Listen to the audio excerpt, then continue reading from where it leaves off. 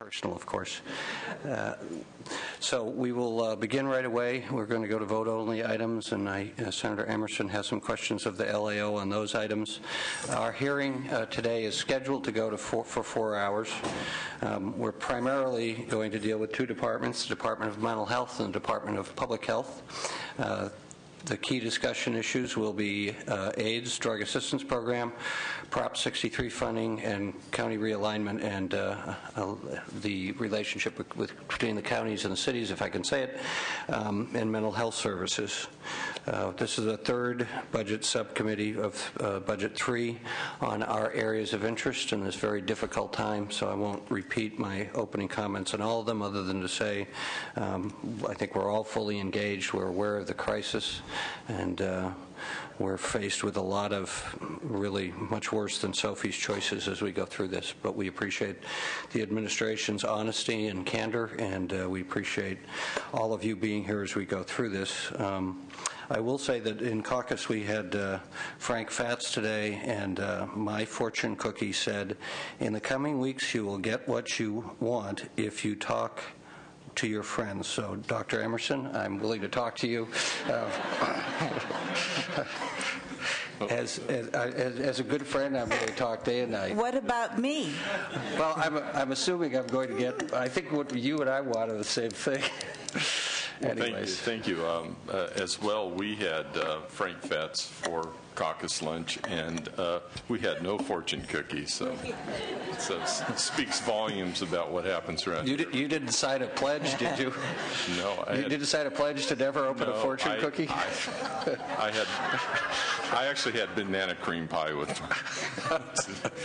All right. Well, we'll try to keep some levity, but it's not because we don't realize the seriousness of the situation we're in, but a little comic relief can help with attention. Yes. So we'll start, Dr. Emerson. You had some questions right off on the vote-only items. Yeah. Since a number of the vote-onlys deal with federally funded positions, I would like to ask the LAO, with respect to the federally funded positions, what liabilities does the state have long-term on these programs? Thank you. Sean Martin with the Legislative Analyst's Office. It's likely that the federal government, through a variety of means, will fund most or all pension costs related to the limited-term federally funded employees.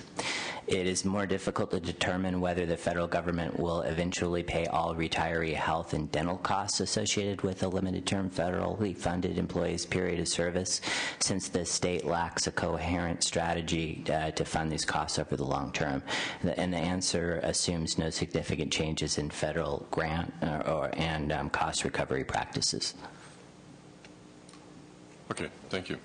Anything else? Nope. All right, so we'll go to vote only. We have 3 areas where it require a motion. On the Department of Public Health, vote only, and these are on pages 2 through 6 in the agenda. I would make a motion to approve the recommendations as noted in the agenda. Is there any dissent? I would like to record a no vote on items 2, 3, 6, and 8. Okay, on those items, yes. The record will show that it was 2-1. On the other items, it is 3-0. Moving on to the Department of Health Care Services, vote only. These are on pages 7 through 8. Similarly, I'd move approval of the recommendations as noted in the agenda. Any dissent? We're good. The record will show that's 3-0. And on the Department of Mental Health, on the vote only item, page 9, I would make a similar motion to approve the recommendations as noted in the agenda. And that's 3-0 as well, which will take us to our discussion items. And we'll begin with the Office of AIDS, Department of Public Health. And this is item number 1 of 2 in this under A. And these are on pages 10 through 14. And let's see, we're going to start with the Office of AIDS. Good morning. Chairman DeSaulnier, Thank you. Good afternoon, Chairman Desaulnier, other committee members. I'm Dr. Mark Horton, Director of the California Department of Public Health, and very pleased here to be here today for us to address the issues regarding the budget for the department moving forward. Very briefly, the mission of the department is to optimize the health and well-being of all Californians through prevention services, preventing disease, disability, and premature death, through promotion of healthy lifestyles, through protection from untoward environmental exposures, and maintaining preparedness to address the public health components of any disasters, emergencies, and threats in the state. Our proposed budget for 11-12 is approximately $3.6 billion. We will have, according to the proposal, about 3,500 employees. About 9% of that budget is general fund, about 36% is special fund, and about 55% is federal funds. About 90% of our entire budget is local assistance, indicating that our primary role is working to address public health issues with the support and cooperation of local jurisdictions. This budget represents about a 4% increase over the 10-11 budget. We are seeing increases, or proposing increases, primarily in caseload-driven programs in the general fund area. There are increases proposed in the ADAP program, the AIDS Drug Assistance Program, and the Every Woman Counts program, our breast and cervical cancer screening program. We are also proposing receiving additional federal funds in the WIC program, the Supplemental Nutrition Program for Women, Infant, and Children, and in the various grants that are being provided for us, or opportunities for funding from the Affordable Care Act. So we are understanding there are some issues that the committee wants to discuss regarding the ADAP program, specifically the estimate going forward and the proposed cost-sharing proposal. So with that, I'd like to hand it over to Dr. Michelle Rowland, head of our Office of AIDS in our Center for Infectious Diseases in the California Department of Public Health. Dr. Rowland. Thank you, Doctor. Thank you for being here and giving us that overview. Dr. Rowland. Thank you. Good afternoon, Mr. Chairman and members of the committee. I'm going to respond to the questions initially that you have on page 14. Your first question is just about a brief description of the baseline budget. As you know, the AIDS Drug Assistance Program is a caseload-driven program. It has 3 different funding sources. Unfortunately, our federal funds over the last many, many years have been stable as the program grows. We've also had a pretty stable rebate rate of about 46% over the last few years. We do expect that the rebate rate will go up in the coming months as a result of successful negotiations through the ADAP Crisis Task Force, and we've built that into the estimate that you've seen. But as a result of this being a growing program with flat federal funding, there's always a need for increasing general fund in order to keep the program whole. There are 3 different programs that are not Office of AIDS programs that have been described in the agenda that are likely to have an impact on ADAP, and so I wanted to briefly discuss each of those. These include CARE-HIP, the Pre-Existing Condition Insurance Pool, and the Low-Income Health Program. So CARE-HIP is an Office of AIDS program that was established many years ago to provide insurance coverage for individuals who are losing their employer-based insurance when they became disabled due to AIDS. The eligibility criteria for CARE-HIP have not been changed over all of those years, but the AIDS epidemic has changed over all of those years. And so what we see now is that people with HIV are losing their employer-based insurance coverage not because of disability due to HIV, but because of the economy and other reasons that they're losing their insurance. Over the last several months, we have had some conversations with advocates around eliminating that particular disability requirement and other ways to make the CARE-HIP program more accessible to people living with HIV, which is estimated to be cost-saving to ADAP. So if we pay for people's insurance rather than having them go on ADAP, it should cost less. So we are in the process of evaluating those changes and see that there's a request to work with stakeholders on that process. With respect to PSIP, which is a program being run out of Mr. Mibb, we also have been engaging in conversations with Mr. Mibb over the last several months about the potential for the Office of AIDS to utilize our resources to pay for premiums in PSIP and shift people again off of ADAP and enable them to have full insurance coverage. And we are in the process of evaluating the fiscal impacts, the operational impacts of such a proposal, and continue to work with Mr. Mibb on that. We did receive federal guidance that was a sort of a stumbling block for a while there about whether we could use our resources to do that, and at least for now, we can. And then the third program is the low-income health program associated with the new Medi-Cal 1115 waiver. Also have been in conversations with the Department of Healthcare Services to understand the potential impact on our programs, particularly on ADAP.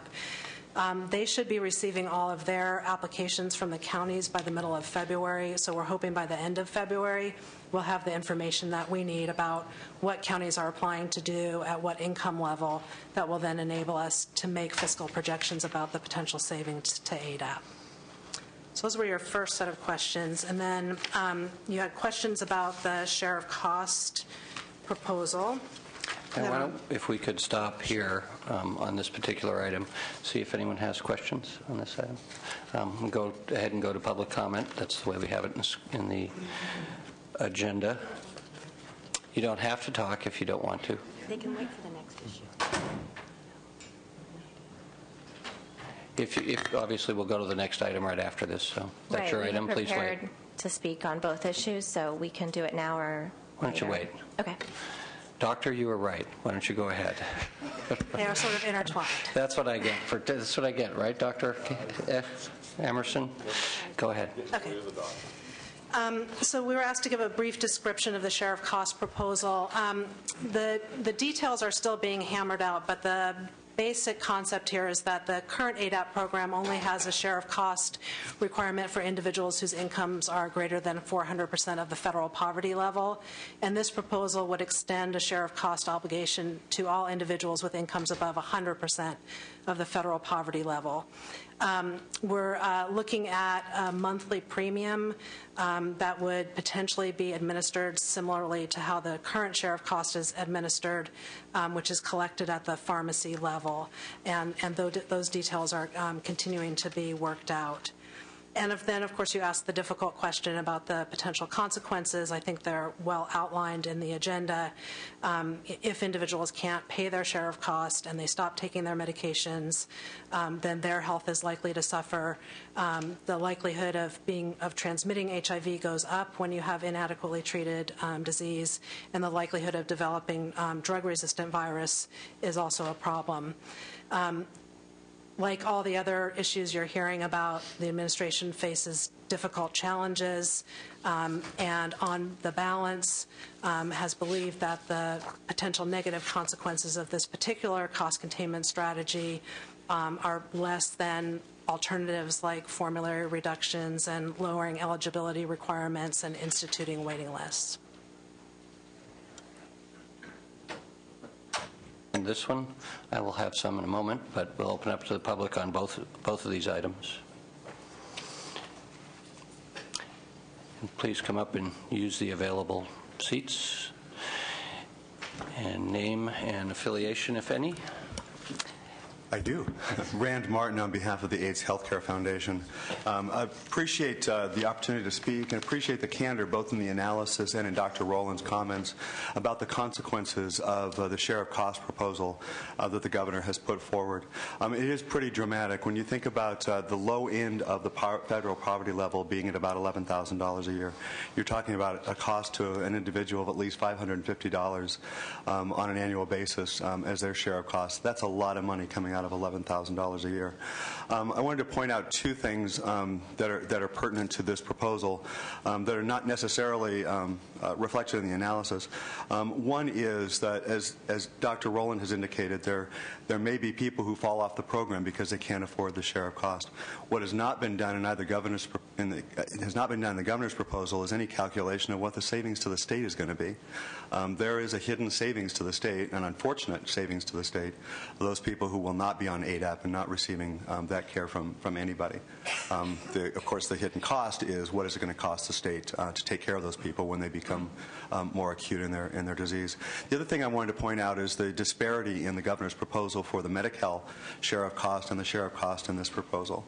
Medi-Cal talks about a $5 copay for prescription drugs, as opposed to this one, which is a 5% share at 100% to 200% of federal poverty level. $5 on an average 2.5 prescriptions per month is $12.50 for the Medi-Cal person. The ADAP person who's earning virtually the same income is going to have to pay $62 a month for that same level of prescription drugs. There's a disparity that is unfortunate, I think probably developed because two different departments developed the proposals, and we need to find some way to resolve that. We recognize that this is a serious, serious time for all of us, and we need to come up with alternatives. We've given alternatives to your staff. We think there are other cuts that can be made. Dr. Rowland mentioned Care HIP. I know my colleagues will be mentioning that as well. But I also like to point out there's continuing, and people who have heard me testify before have heard this before, there's a $9.2 million appropriation going to the University of California for HIV research. Not that research is bad, but when it comes to the choice between research and care and treatment, getting drugs into people, keep them alive, that's $9.2 million we think can be better spent on an ADAP program than on the UC. We'd also like to point out that the pharmacy benefit manager has a variety of revenue streams to subsidize their work. One that we're very skeptical of is the savings share that they receive. The presumption there is that their efforts save the state more money than the state can save on its own. We're very skeptical that the state cannot do better than a private pharmacy benefit manager. That's projected to be in excess of $7 million to the state for that savings share. We think a hard look has to be taken at that to see if that is a legitimate savings share going to the pharmacy benefit manager. Thank you. Thanks, Ryan. Good comments. Good afternoon. My name is Ryan Clary. I'm the Policy Director of Project Inform in San Francisco. First of all, we also recognize the very serious fiscal situation that we're in, and we do greatly appreciate the legislature's strong commitment over the years to the AIDS Drug Assistance Program to make sure that low-income Californians living with HIV and AIDS have the treatment they need to stay alive and healthy. We do share the very serious concerns about the proposed reductions to ADAP services in the form of cost sharing, which we believe are significant. Our first concern is that that the cost sharing would come on top of overall cuts to other health and social service programs over the years, and more proposed this year, which many ADAP consumers rely on for their other health care and social service needs, and could just place yet another barrier to the health care and treatment that they need to stay alive and productive and healthy. And then in terms of our specific concerns around the cost-sharing proposals, we believe that increasing the cost-sharing burden in ADAP, which is a drug-only program with a limited number of drugs on the formulary, could force individuals to receive suboptimal care or even force them out of care entirely if they can't afford these premiums. Many ADAP clients currently struggle with other cost-sharing burdens because they rely on other programs such as Medi-Cal, Medicare, insurance programs, and Ryan White healthcare services that they depend on for their other needs. And the proposal will likely lead to the increased cost to state and public health system related to health complications associated with clients who will have treatment interruptions, which is not optimal for their health regimen, or falling out of care entirely. And finally, we really want to stress that ADAP is really a bridge to healthcare reform. Keeping people with full access to treatment and healthcare until we implement healthcare reform in 2014 is extremely vital to the people that we serve. Early estimates show that about 70% of uninsured HIV-positive Californians will be eligible for Medi-Cal in 2014 under healthcare reform. And we think it's essential that the state maintain a fully functioning ADAP in order to avoid a very ill population going into that program. So we respectfully encourage you to consider some alternative cost savings measures that will be discussed by my colleagues. Thank you. Thank you. Brian. Good afternoon. My name is Courtney Mulhern Pearson from the San Francisco AIDS Foundation. The analysis is very comprehensive, so I just wanted to highlight a few of the key areas that we're interested in continuing to work with the State Office of AIDS and the committee on potential other places to find cost savings in the program rather than turning those burdens over to low-income Californians. Specifically, the Care HIP program was mentioned, dropping the disability requirement.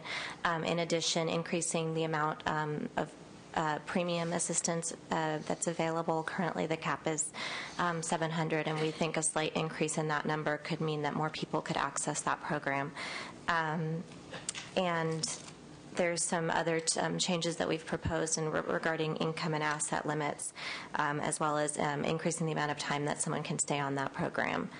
And in addition, exploring ways, as Dr. Rowland mentioned, for potentially the Care HIP program to allow us to buy folks with HIV into the pre-existing condition insurance pool.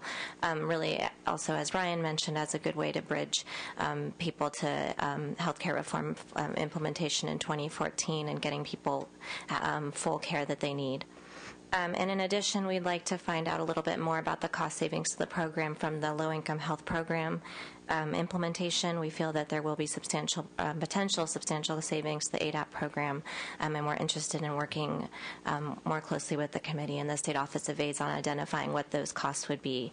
So really, again, just trying to identify other areas for cost savings in this program before we shift that burden onto the backs of low-income Californians. Thank you. Good afternoon. My name is Aaron Fox from AIDS Project Los Angeles, and APLA stands with my other colleagues in not supporting the proposal to require that beneficiaries of ADAP pay monthly copays. We are confident that we can achieve other cost savings in other areas of the program and not end up passing those costs on to consumers. One of the areas that I'd like to address that is addressed in your analysis, and which Mr. Martin mentioned briefly, is the pharmacy distribution system as a whole. We already know that the state has saved $4 million as a result of a renegotiated contract with the Ramsell Corporation. We think that there are more cost savings within this arrangement and within this relationship, and we think that more cost savings can come from the state negotiating a better relationship with Ramsell to reduce transaction fees, processing fees, and strip any sort of unreasonable profits out of the system. We also believe that it is essential to examine across-the-board pharmacy reimbursement rates within ADAP. This alone could prevent a cost savings within ADAP that could offset the need to institute premiums. While we want to ensure a robust pharmacy distribution network, we urge that all components of the ADAP program be thoroughly examined before passing costs down to consumers. Ultimately, we think that we should look at profits before we look at premiums. This proposal is at best flawed, and we think that more analysis needs to be done specifically in relation to the entire pharmacy distribution system, specifically with regard to the relationship and contract with the Ramsell Corporation, and also with respect to pharmacy reimbursement rates and the profits that lie therein. So before approving this proposal, we urge that you look at these other issues in order to help people that are living with HIV and AIDS stay on their medications. Thank you. Thank you. Any other public comments on either of these two items? We appreciate those comments. Any questions from committee members? Well, we have two recommendations that I will try to distill into motions. On the first, the baseline estimate for ADP. These are some creative movements, so I want to read this motion so it's clear, it's on the record, and then I'll make a couple comments about the significant monthly premiums proposed for ADAP clients. But on the first item, baseline estimates for ADAP, the motion would be that first we have several fiscal actions, and I'm going to move number one, reduce by $4 million general fund monies to reflect savings from the new PBM contract. Number two, increase by $3 million in federal funds by assuming an increase in the Ryan White funds. and reduce general fund by the same amount. And number 3, shift $70 million in federal funds from the safety net care pool to ADAP and reduce general fund by the same amount. So that is the motion. Is there any dissent? Senator Emerson? Okay. So is there any dissent on this particular motion? You're okay. Okay. The record will show that that was 3-0. We do have just a general comment that it's important to please proceed with making changes to the CARE HIP program, obviously in as thoughtful a way as possible, and encourage enrollment for ADAP individuals and others into some of these full coverage health plan programs as referenced in the staff report. I do want to say about both of these items, the department and I think the counties have done, and we in California, it's for those of us who have memory of when the epidemic struck California, how much we have done to curtail the epidemic. And I think in the comments that we've made in the previous 2 hearings about recognizing the severity of our fiscal situation, but doing it as in such a manner that it is thoughtful, not that any of these recommendations are not thoughtful, but from our perspective as thoughtful as possible, to knowing that there's going to be pain for individuals. So I appreciate the department working with us. On the second item, on the monthly premiums proposed for ADAP and the clients, the cost-sharing issue, I think, Dr. Emerson, did you want to jump in here? Yeah, I had a question of the department. Can you provide us with an update on what your department has done in response to the Bureau of State Audits with respect to the enrollment in ADAP? Yeah. So in addition to the report that we've provided you, I'll just give you sort of a high-level summary. We've taken sort of a 2-pronged approach, looking at our internal processes within ADAP and then looking at improvements at the local level, at the enrollment worker level, because the main finding is in the audit that were of concern revolved around incomplete documentation of eligibility for the program. So at the ADAP programmatic level, we've accelerated our site visit schedule so that we're going to be visiting sites every 3 years instead of every 5. We've recognized that planning a site visit schedule that includes the entire year when we frequently don't have a budget for several months will always leave us behind. So we've revised when we intend to initiate site visits.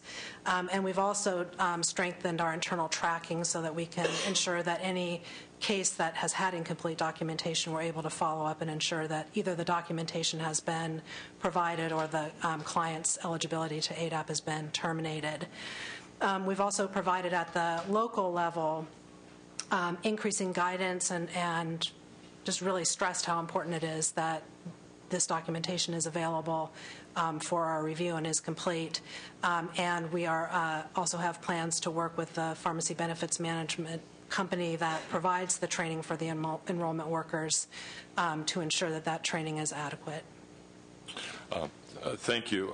We still have some questions on the program's integrity, but we appreciate your increased efforts. Take a look at that. Thank you. Thank you. So on the second item, the motion is to reject the proposal.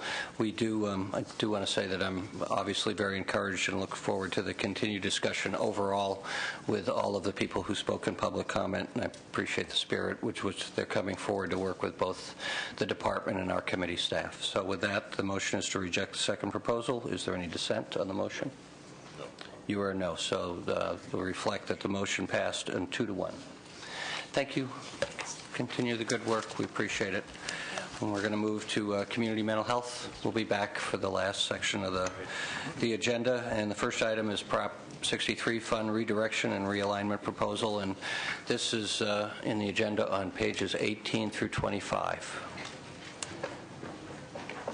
And we'll welcome the Department of Mental Health. And when you're comfortable, please just start with your presentation.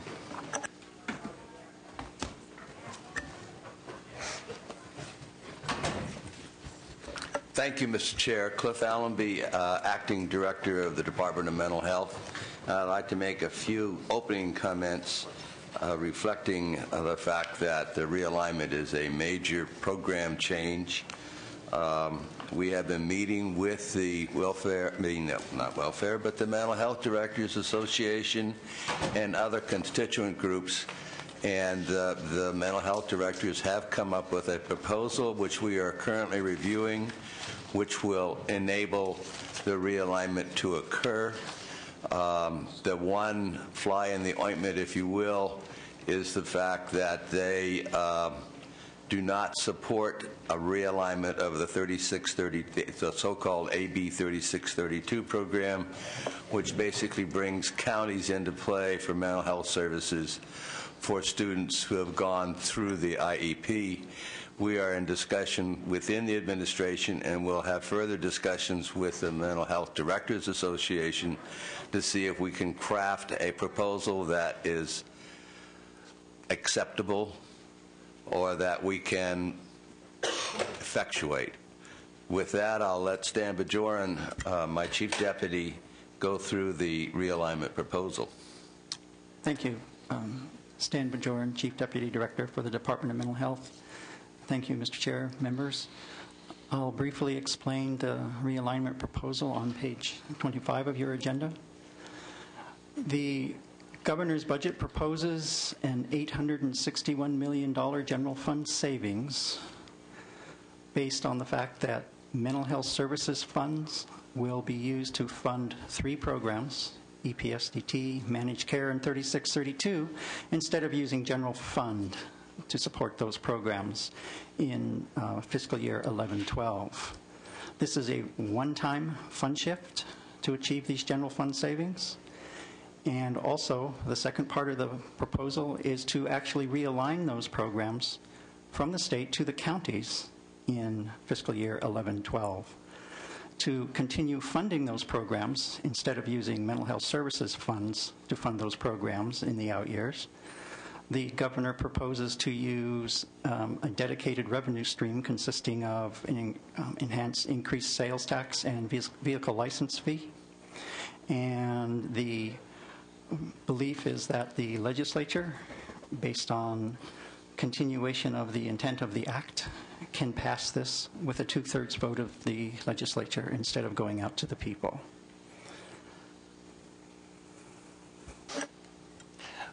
Why do you think that?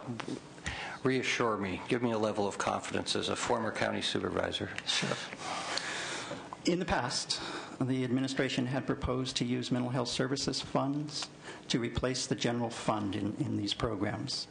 What's different in this proposal is that the fund shift will occur based on the proposal, but this proposal gives the counties a dedicated and growing fund stream to fund those programs when they are realigned in the budget year. So we believe that based on the fact that the proposal is connected with a dedicated and growing fund stream, it furthers the intent of the act, and you may at a 2/3 vote approve this proposal.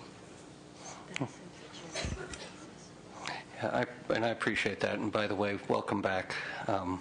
We look forward to working with you for however long you're back.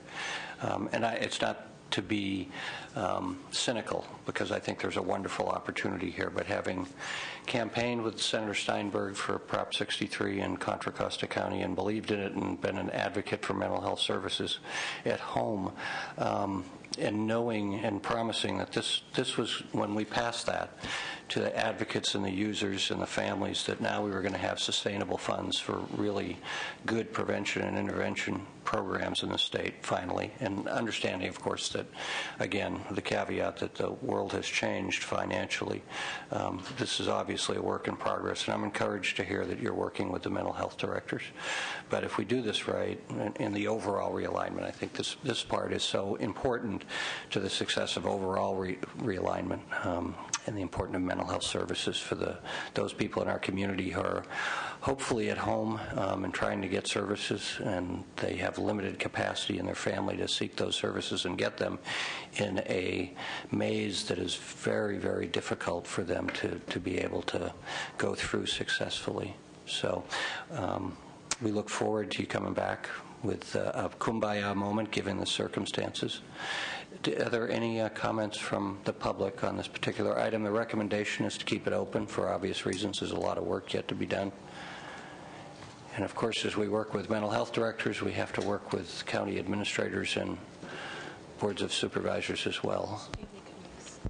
And if you could come up, and we've got the podium and 2 seats available, so if we could have name and identification, and we want to hear from as many people as possible, but this is going to be open, and knowing that this is a short time frame, we're still going to have fairly robust discussion about this in this committee and also in the governance committee that starts hearings tomorrow on realignment. And you can use this podium and the next one. And we'll start over here. Good afternoon, Senators. My name is Kathleen Derby, and I am a mental health consumer, family member, and the MHSA policy coordinator for NAMI California. NAMI California is a grassroots organization of families and individuals whose lives have been affected by serious mental illness.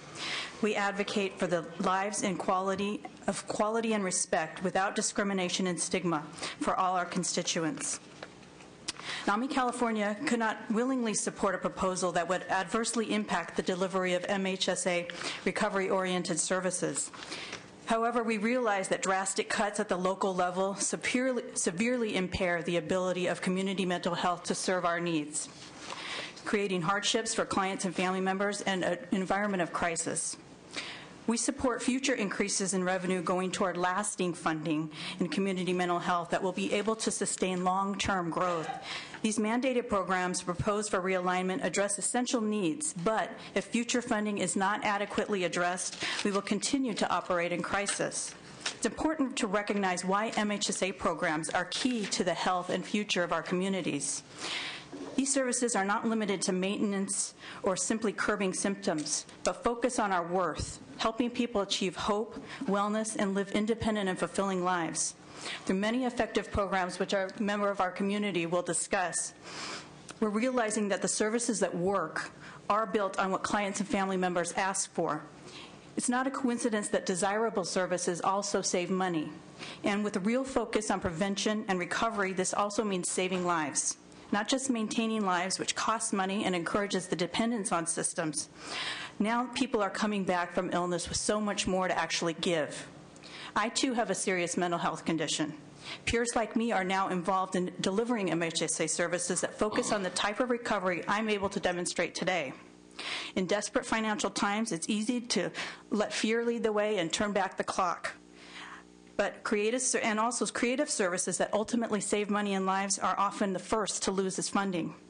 But by making this investment in recovery-oriented, life-affirming services that reduce disparities, will save countless resources and prevent inappropriate placement in criminal justice systems, homelessness, poverty, and long-term institutionalization, and will reap the benefits that will really have lasting benefits to our communities. Thank you. Thank you. Thanks for your testimony. Good afternoon, Senators. Please, if others can come forward and just fill in the seats when they become available. Sorry to interrupt. Go ahead. My name is Reverend Barbara Myers. I'm from Alameda County, and I'm testifying on behalf of NAMI California.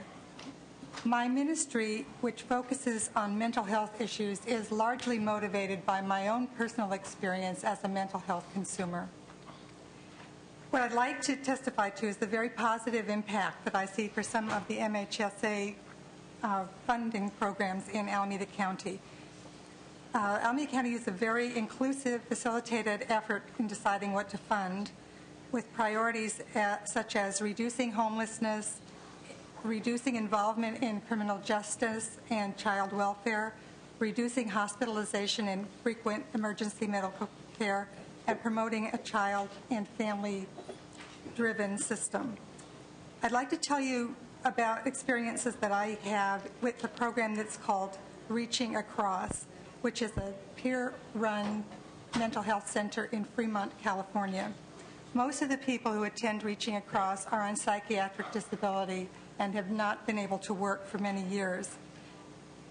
When we instituted recovery-oriented programs as part of our Reaching Across program, at that time, many of the people had been hospitalized 2, 3, 4 times a year sometimes. I remember taking people to the hospital many times.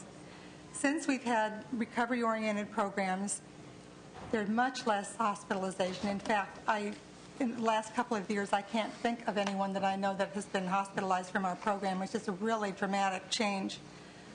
There's much more hope, and even some of them have started to get part-time jobs. I mean, this is something that we didn't think would happen, so it's really a turnaround. Another organization in Alameda County that I'm involved in is called the Pool of Consumer Champions. This is somewhere more than 400 mental health consumers that have joined this organization to be sort of earpieces and mouthpieces of what the consumers are feeling, and to help the behavioral health care services make decisions that are in their best interests. I can't say enough about this organization. It's really wonderful.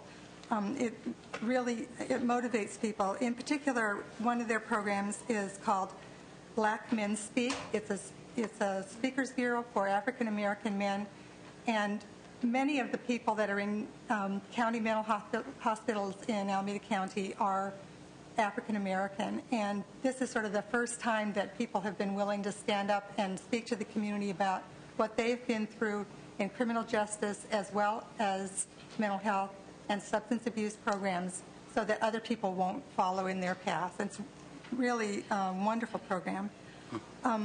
Another program is a Family Education and Resource Center that teaches family members how to help their loved ones. Everyone who works there is a family member, so as soon as people walk in, they have somebody that these are my people. I can talk to them. They understand me. It's really wonderful. A newly funded program is to provide peer mentors to people discharged from John George Psychiatric Pavilion, which is our county psychiatric hospital. That's so that people, instead of being just sort of shut out the door and then in a revolving door every 3 or 4 months coming back to the hospital, they will have peers that have been through the system, have been successful in recovery, to help follow them for 6 months. I'm really excited about the possibility of that. And finally, spirituality programs have been part of what Alameda County has done to teach providers as well as consumers and families the benefits of connecting with faith communities. When there was a study done in California to ask what has been the most important part of your recovery, the number one thing that came up as religious faith. And even though that had been de-emphasized for decades. So trying to teach providers as well as consumers about the importance of this is really very key to I think, the recovery of many people. All of these should remain priorities for our state's mental health system. So thank you very much. Thank you, Reverend. We'll come over here and then we'll come back. My name is Linda Villegas-Firth, and I am affiliated with the American Federation of State, City, and Municipal Employees. And we are here to be a part of the solution, not to be a problem. We want to make sure that we are part of the stakeholder process and that the details are worked out with us being there to make us be included. And to make sure that this is an open process and it's ongoing, and again, that we are there. In 1991, when the realignment occurred in L.A. County, because that's where I am from, L.A. County, and I am sorry I speak so fast when I go in front of the Board of Supervisors in L.A. Blah, blah, blah, blah, blah. I have to do it real fast. Well, we're not as scary as them, so. Oh, yeah, you're right. Anyway, in 1991, when the realignment occurred in L.A. County, the realignment was never fully funded, and expenses have significantly increased in foster care and child welfare. The people that I represent, which are the supervisory professional social worker and the psychiatric social worker of L.A. County, are the ones who speak for the people who have no voice. They are the homeless, the seriously, emotionally disturbed adults and children. Thank you. Come back over here and then go right down the line. Good afternoon, Senators. My name is Theodora McKenna. I am the president of AFSCME Local 2712, the Association of Psychiatric Social Workers in Los Angeles County. We are against realignment of Prop 63 funding. In 2004, the voters of California spoke, and this dedicated revenue stream was created to fund vital mental health services in our communities. A healthy and diverse stakeholders process was developed to ensure that these services were innovative, accountable, outcomes-oriented, and cared for the most vulnerable among us. Our programs have been successful in stabilizing individuals and communities, and we've reduced homelessness, gotten mentally ill individuals into educational programs and into employment. We have reduced costly incarcerations and hospitalizations, and all of this has increased public safety. For many reasons, we believe realignment is a violation of the public trust and is supplantation, and so we do oppose it. Thank you. Thank you, Theodora. Mr. Chair and members, I'm Pat Ryan with the California Mental Health Directors Association. I'd first like to thank and compliment staff for the excellent analysis that they provided on these issues. It really was a very thorough analysis and very helpful. I'd also like to recognize new DMH Director Allenby for his collaborative approach in working with the counties on this proposal. Still lots of details to be worked out, but we very much appreciate the open door and the willingness to really work with us to make this work. So just in response to the proposal, just a couple of things. We are working with CSAC, the whole county family, to assess the entire governor's realignment proposal. And of course, the details and how this realignment would work is very important, and we can't really determine what our final position is going to be until some of those details are worked out. We are in the process of still trying to understand what is being proposed and how the funding would work. There are some kind of blank years in there that we're trying to get more information about. And we're particularly concerned about the financing, since all three of the programs in mental health that are proposed to be realigned are federal entitlement programs, and we have no choice but to have sufficient funds in order to put up the state match for those. We're also concerned about how those programs would work in the context of other programs, both entitlement and non-entitlement programs, including the original mental health realigned programs from 1991, which are not entitlement programs, and we need to make sure that we have sufficient funds to be able to run our entire mental health system. And I want to make a particularly important point here. We're also identifying the state-level administrative requirements that would need to be reduced in order to make this work. This proposal is a huge transformation of responsibility from the state to the counties, and we would assume that with this transformation and shift, there would be significant reductions and changes at the state level. And equally that there would be relief at the local level as far as flexibility given to counties to be able to do what makes sense for their communities with MHSA funds. Overall, given the size of the budget deficit, our approach to the proposal is to be pragmatic and collaborative. We're analyzing what would be needed both fiscally and legislatively to work it out. We do believe that EPSTT and Medi-Cal managed care are potentially good candidates for realignment. We manage those programs already. We're just talking about shifting more of the responsibility or all of the responsibility for the funding to counties. We don't think that AB 3632 is a good candidate. We explained that in more detail in our letter to you, and we will be talking about that more at the Education Committee on Monday. We see it as absolutely critical that CMHDA work collaboratively with both the legislature and the administration to ensure that if this happens, details are worked out so that primarily there is as little harm to communities as possible, and that we're able to sustain our services to children and adults with serious mental illness to the extent possible. We are particularly looking at the proposal to use MHSA funds in the first year in 11-12 and have developed, as Director Allenby said, a proposal or a recommendation for how we think the diversion of funds could occur in a way that meets the state's one-time budget needs but minimizes harm to communities and the services that are currently being provided. We believe, again, that a goal we should all be working on is to minimize state and local administrative costs, and we urge you to view the DMH proposal and the DMH budget in this context. And just a little bit more on that, we believe we're talking about diverting $861 million out of local funds that go to communities for services. We believe that at a minimum, we should focus on preserving as many services and dollars at the local level as possible and not on state administration.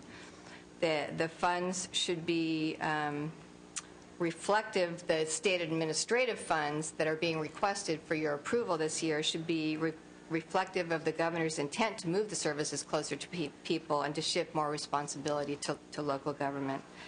And again, just a reminder that every dollar, the way that the MHSA works, every dollar that is spent on state administration is one less dollar that goes to local government for providing direct services.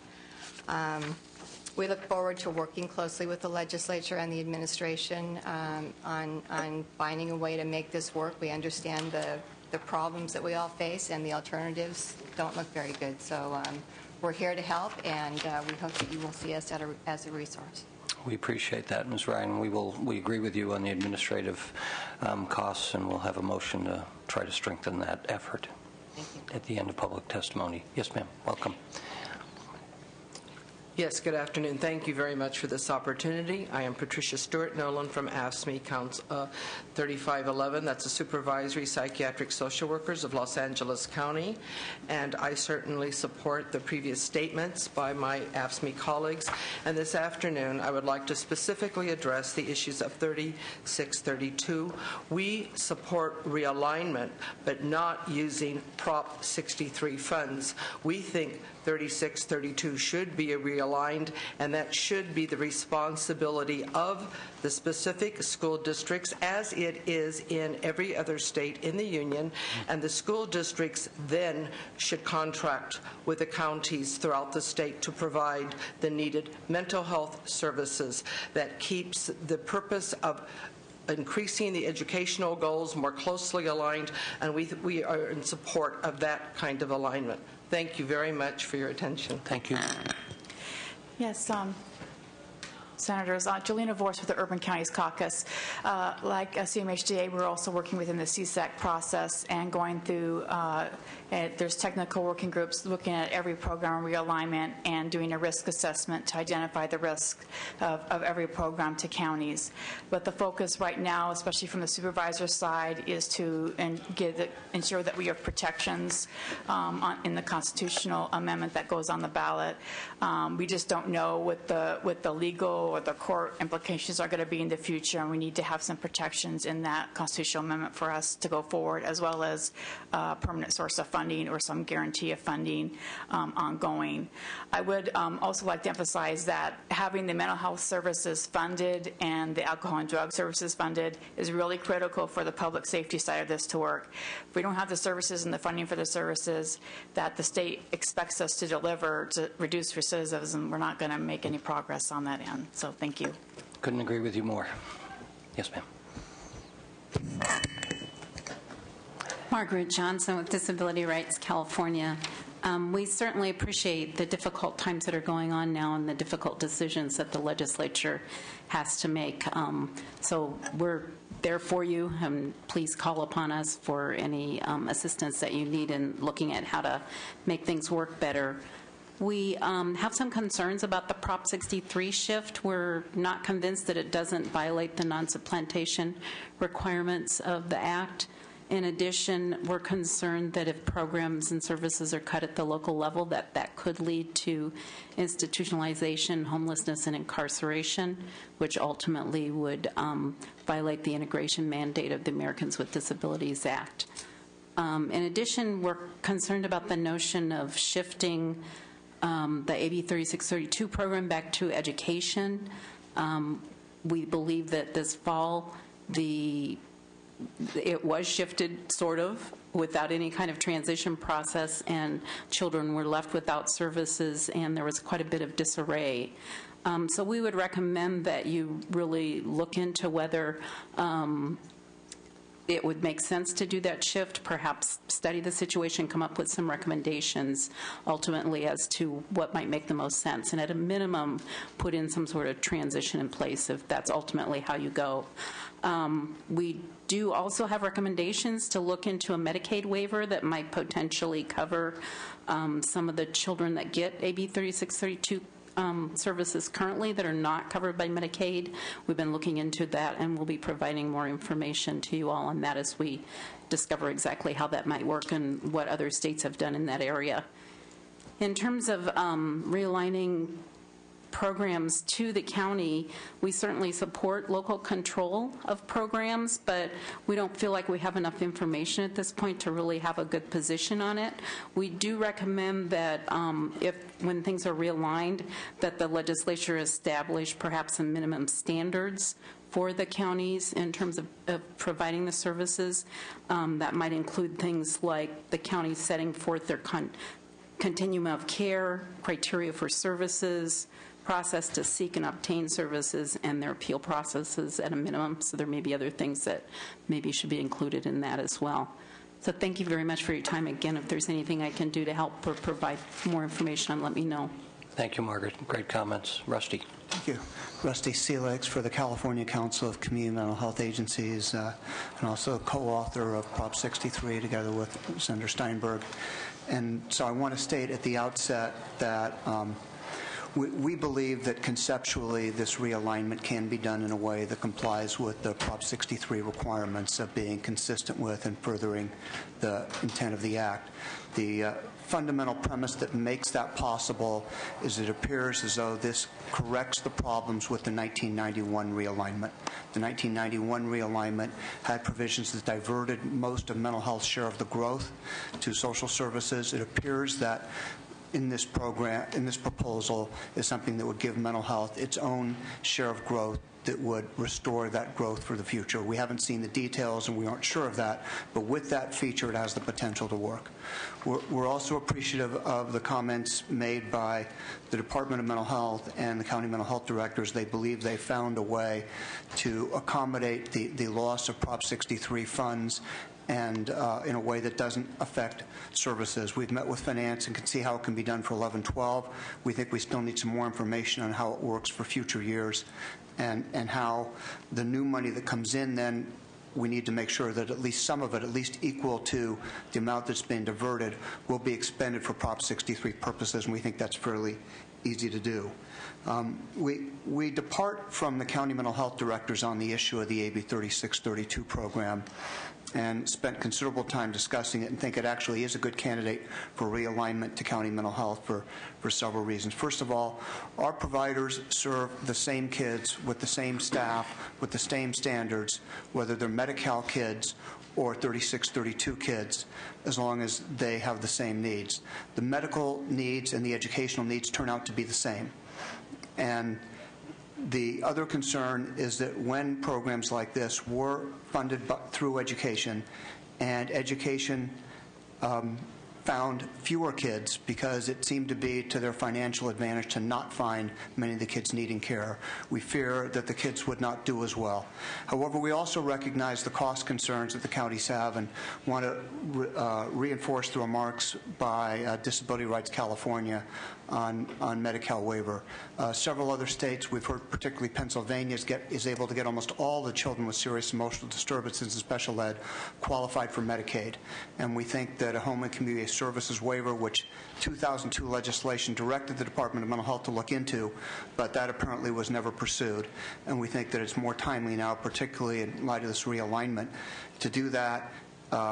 Certainly, there are children for whom their disability might qualify them for that type of waiver. We also think that there are children placed in restrictive residential locked facilities for whom that might violate the federal constitutional requirement known as Olmstead, which is making sure that people serve in the least restrictive setting possible. Some type of judicial proceeding that we could institute could reduce some of the costs and assist with management of that. We have one other general concern with this realignment, however, which is you're realigning 3 entitlement programs, all of which have a history of growing faster than the dedicated revenues can grow. And in the long run, we have to bend the cost curve. The efforts to deal with administrative costs is certainly a key to that. State administrative costs, however, are just the tip of the iceberg. We would suggest that in restructuring how the State Department of Mental Health manages this program, the Mental Health Services Act program, together with these entitlement programs, we take a look and go back to square one, rethink it all, because at the provider level, we're spending 40 cents out of every dollar on paperwork. And we know that the counties are spending 15% out of every dollar they get on administration. And we know that the state is spending 5% of the Mental Health Services Act funds. Clearly, simply reducing the state paperwork isn't going to result in the savings at the local level unless there's a more thorough examination of how to restructure this.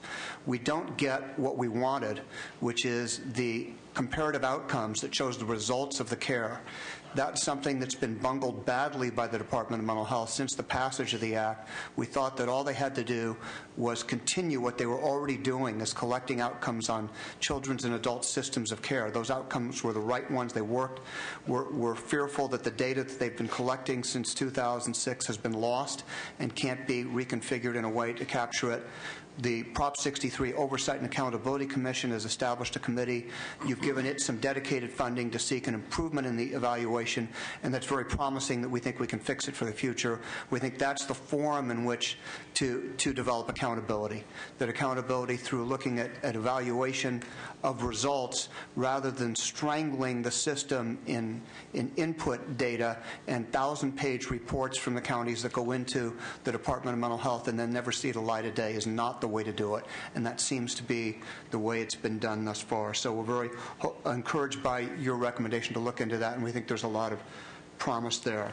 Final point, because I don't want to take too long, and I know there's more details and we'll get you more in writing, is the concern about the base funding.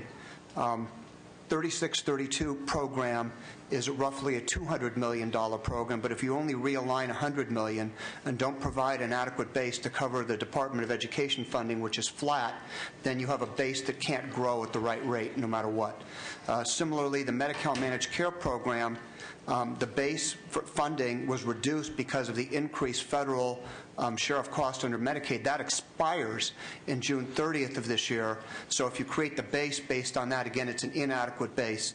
And the EPSDT program may have an adequate base without some of the reductions the department is proposing, which we don't think are real. But there's going to be a bump up in that in 2014 when people who are not now enrolled in Medi-Cal but are eligible become enrolled because of the Affordable Care Act, that national health care reform, by which everybody's going to be required to have health insurance. So we think we've met with the administration. They acknowledge that these are real concerns about the base, and somehow that has to be dealt with. But we think if you deal with the base adequately and you provide an adequate revenue stream, that the other types of problems can be dealt with. So we're very encouraged, but there's clearly a lot of work that needs to be done. Thank you. Thanks, Rusty. Jennifer Snyder on behalf of the California Alliance of Child and Family Services, represents over 120 nonprofit agencies in California that provide services to kids with mental health needs, including special ed children. We would like to echo the comments of Rusty. He did a nice job of outlining many of the concerns that agencies have throughout the state. We do believe that the governor's proposal, realignment proposal, has merit. We would support, if you're going to realign children's mental health, you should realign both the EPSDT program and 3632, at least for the time being, until there is a process by which that administration of that program can be looked at over a period of time. The governor's veto of the current year funding has created quite a lot of chaos out there, and a lot of children are at risk of losing their services in the current year. So we would ask that that be continued and part of the realignment that goes to counties.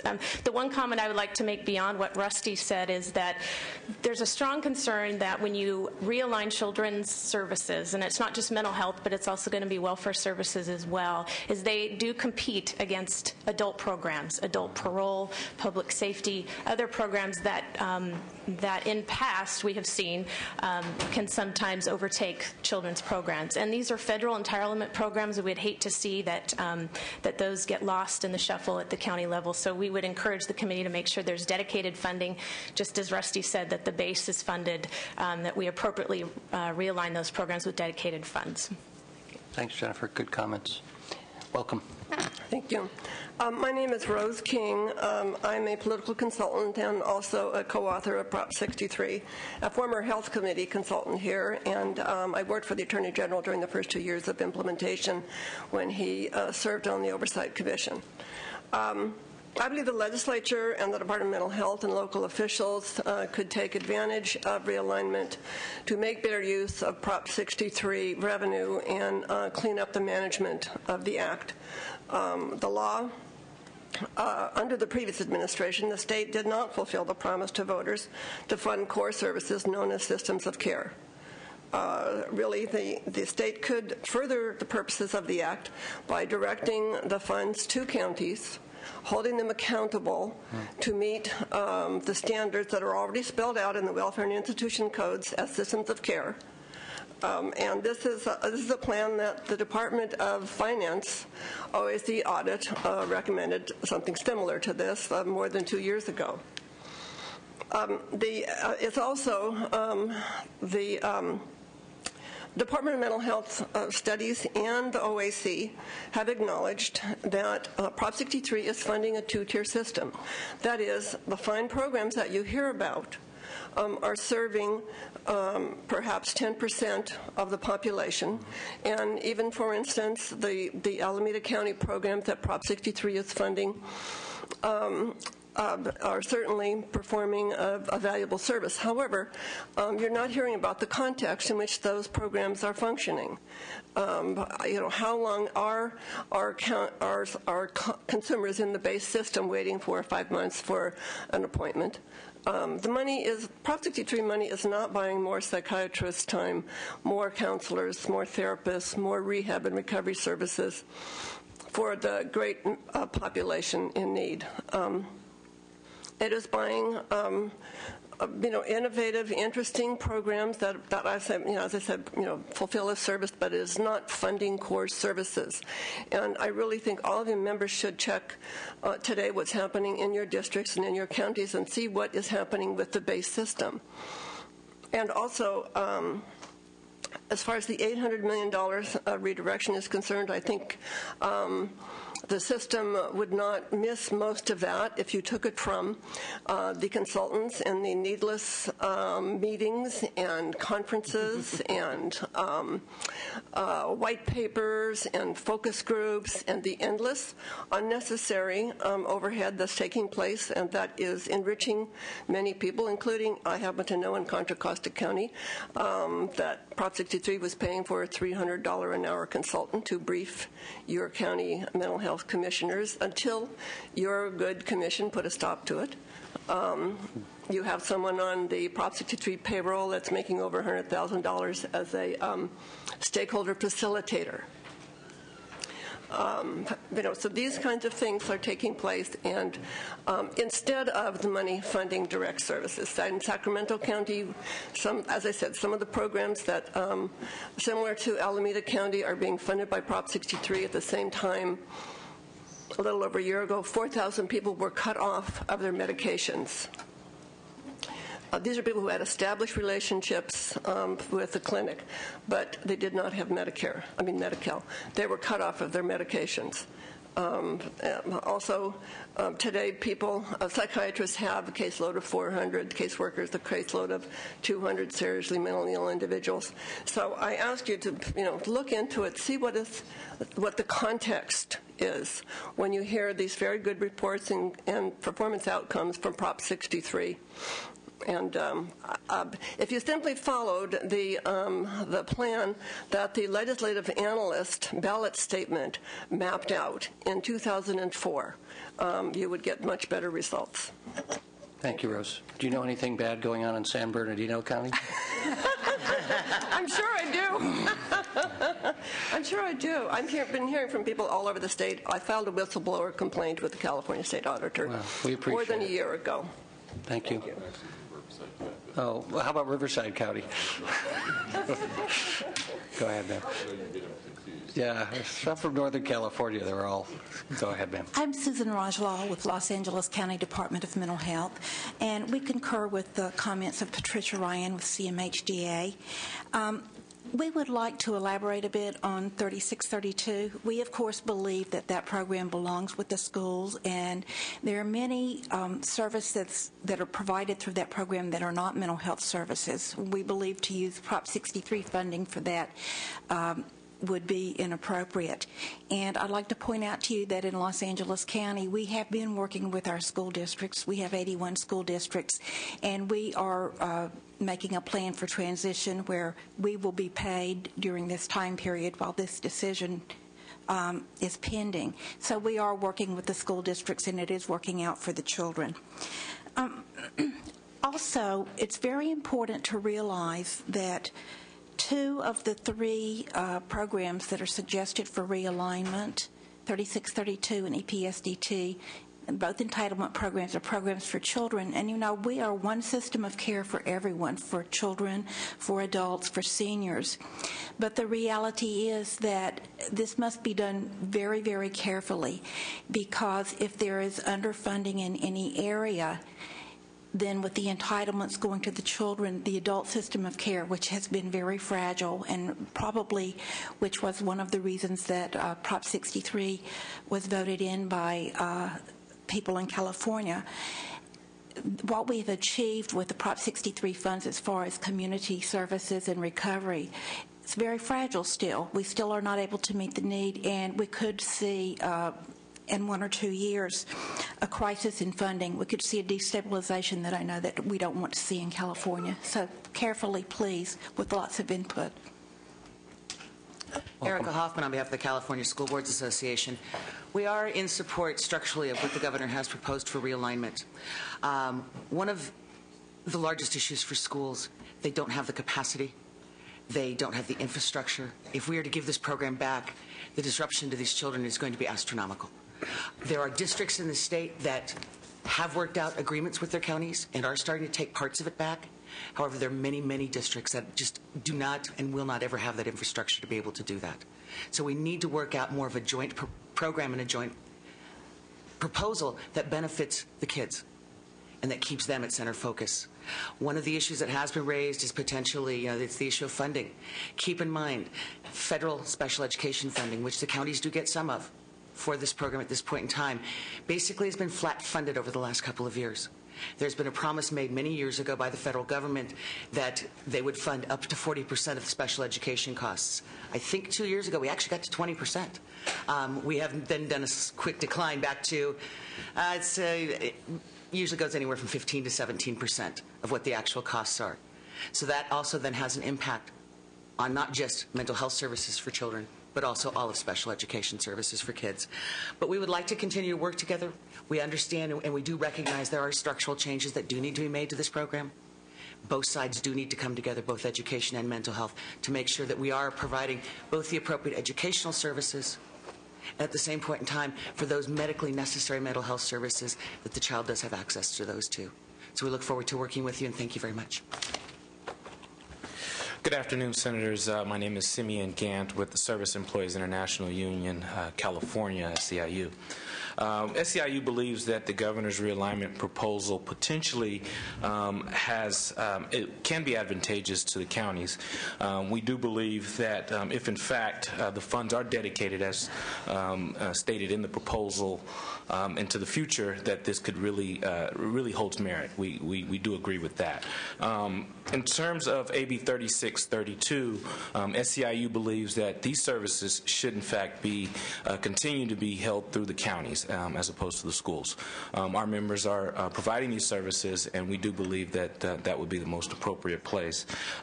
We do, for the most part, echo how this is outlined by Rusty Seelig, the author, one of the authors of this proposition.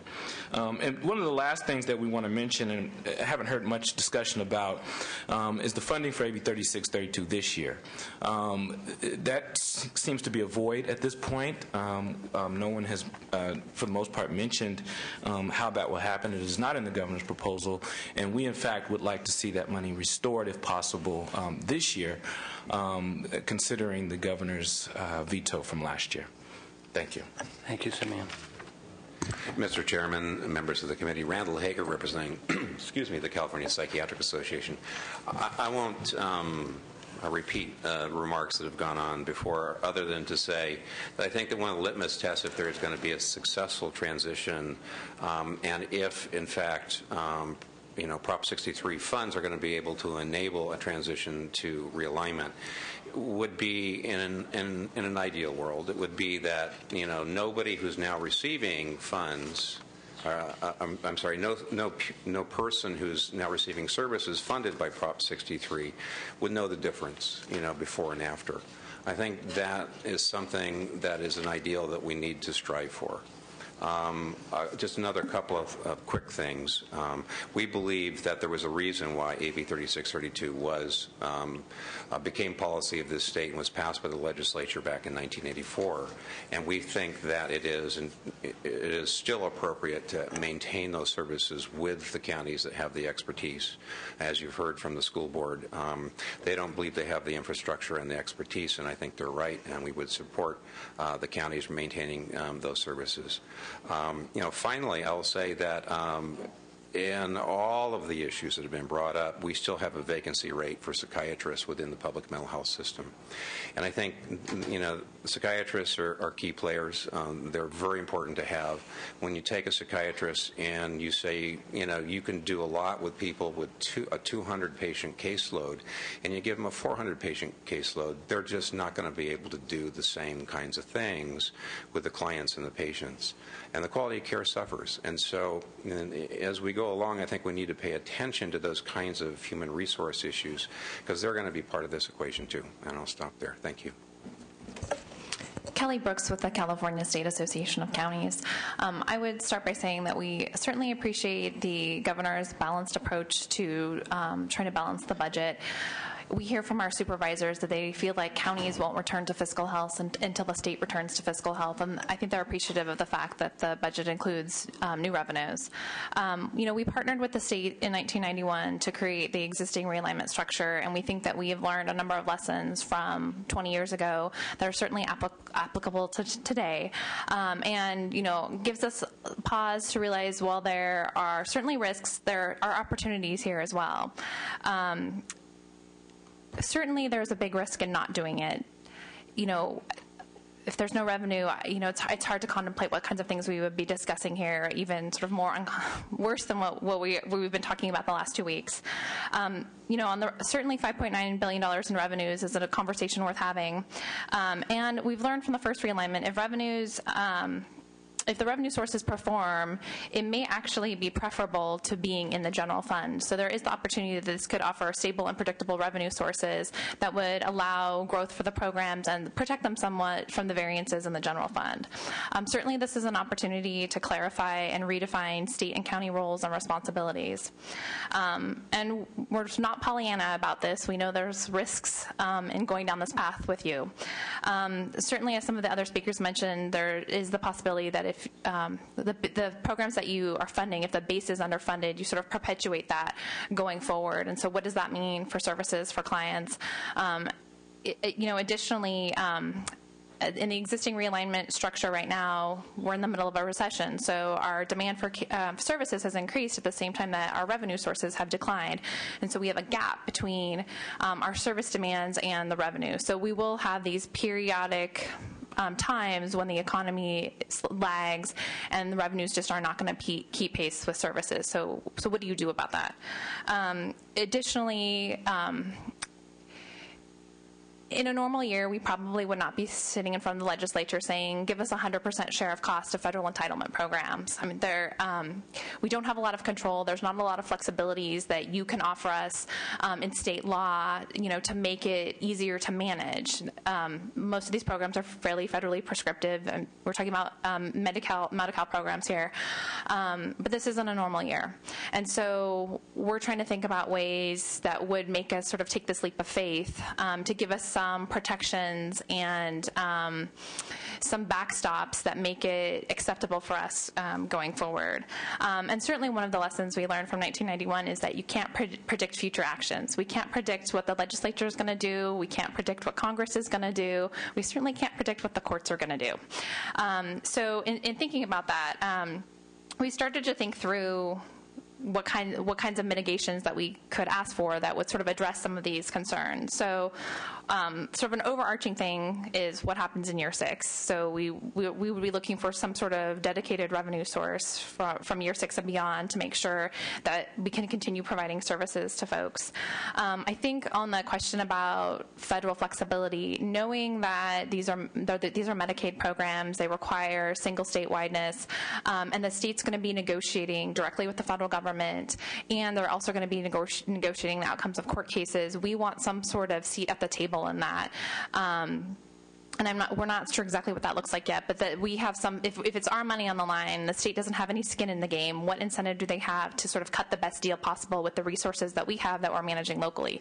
So how do we kind of bridge that gap? And potentially it would be some sort of formalized role in that process. We also, it's hard to know what kind of changes there would be in federal law and sort of the outcome of court cases, and to the extent that those are going to drive costs beyond the revenue source, then maybe we need to look at a state share for sort of new programmatic elements that come up that we can't predict, or something that gives us either an ability to expedite sort of a mandate reimbursement claim or some sort of backstop out there, so that if something's going to drive costs beyond beyond the resources that we were given, so we have a way to address it. And the other thing that we're thinking about too is to the extent that we do have issues where the base is underfunded, or we're trying to look at how do we protect against a recession, maybe that we need some sort of a revenue growth pot to address sort of downturns in the economy, and to put some money aside to build up the base to the extent that we think that the base level of funding isn't enough. So those are the kinds of things that we're trying to think through. And obviously it's applicable across all of these programs, but I just wanted to give you a sense about the kinds of conversations that we are having. Kelly, those are all great comments, and appreciate them a lot. One of the things I think mental health is an area that I think is particularly frustrating for all of us sometimes. And it works both ways. I definitely think the administrative costs are too much, but I've known some pretty creative county administrators and finance directors when it comes to mandates. And it may be just, that's the way we did things, but this is an opportunity, I think, to have that dialogue about changing it both ways. And I would add that in the groups that you say are unpredictable in future decisions, you left out one: county boards of supervisors. Anyways, any other comments, Mr. Allenberry, listening to public comment? Dr. Emerson, we are going to ask for some comments from the Legislative Analyst Office. Thank you, Sean Martin with the Legislative Analyst Office. We think the administration's realignment proposal has merit, and it should be seriously considered. We have raised issues with the component regarding realignment of AB 3632. We have concerns both fiscally and programmatically with the governor's proposal. I'm not going to discuss that in detail right now because my colleague in education is taking the lead on that. Overall, we think that the staff's recommendation to hold this item open, because there's a lot of pending fiscal and programmatic detail that we're waiting for, makes sense. Thank you. Senator Emerson from Riverside County. Yes, thank you. You answered one of my questions. I wanted to get their input, and I'd like to ask the Department of Finance, if these programs are realigned to the counties, how much in savings and state administrative costs do you predict? Carla Castañeda, Department of Finance. We haven't completed that analysis. I believe some of the comments mentioned before were in the neighborhood of 25%. Is that? The budget assumes that it's going to be 25%. These weren't built into our budget, but I think those are the discussions of what these proposals may result in. Just to ask the LAO if they have any comments on the whole issue of the administrative costs. You've taken a look at this. Thank you. We just learned of this proposal, so we're not making a recommendation at this point, but the reduction in the administrative cap is consistent with recommendations that we've made in the past. In the past, we have raised concerns with the amount of funds that were being spent on administration as opposed to going down to the communities where they can be used to provide services. And in the past, we've consistently recommended that we maximize the amount of funds that go to the community. Well said. That's a good segue. So we are going to leave this open as staff has recommended. Obviously, we're going to have lots of discussion. We look forward to Mr. Allenberry coming back with a kumbaya moment from the mental health directors. And the last comment, I think, by LAO is important for all of our discussions in this committee is that we're really concerned, although we know we're not going to be able to protect completely core services and service delivery, but that's what we want to do. And to the degree that administrative costs are viable and important and need to be there, but they ought to be very, very the most base level. So in that regard, I do want to make a motion on the state administrative cap by adopting placeholder trailer bill language to lower the cap to 3.5% and to leave the Oversight Commission harmless from reduction. We do want to, the spirit of this is consistent with the comments both from the LAO and myself that the regulatory aspects we want to limit. Now, of course, having made this motion, we want to work with the department. We know it's a little bit of a jolt to the system, but that's the intended purpose. Mr. Allenberry, do you have Systems could stand jolts. Okay.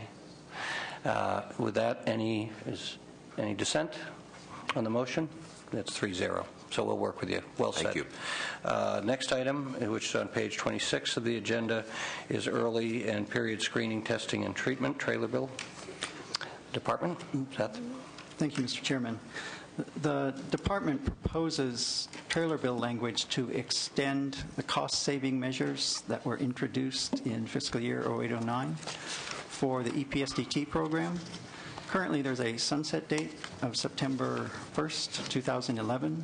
We would like to eliminate that sunset date and have those savings continue in this program permanently. The performance improvement project that we're discussing is a review by the counties of high-end cost users of the EPSDT programs. And so far of the counties that are participating, it's becoming very successful. The counties have identified efficiencies in their system, additional ways to review high-end cost users so as to minimize those costs and the number of clients. Part of the issue that we have, though, is data reporting. In the 3 years that this program has been in operation, the first year we had 51 counties report that they had a performance improvement project in place. The second year was 41, and the third year was 25. So we feel that we would need some type of legislative authority to continue this well-needed program into the future permanently. Thank you.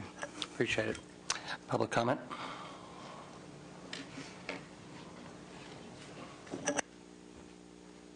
Good afternoon. Don Kingan with the California Mental Health Directors Association. We would just urge you to take a close look at this proposal. There are some administrative and other overhead requirements both for the state and the counties that we think may not be in the best interest of either of us in a realigned environment.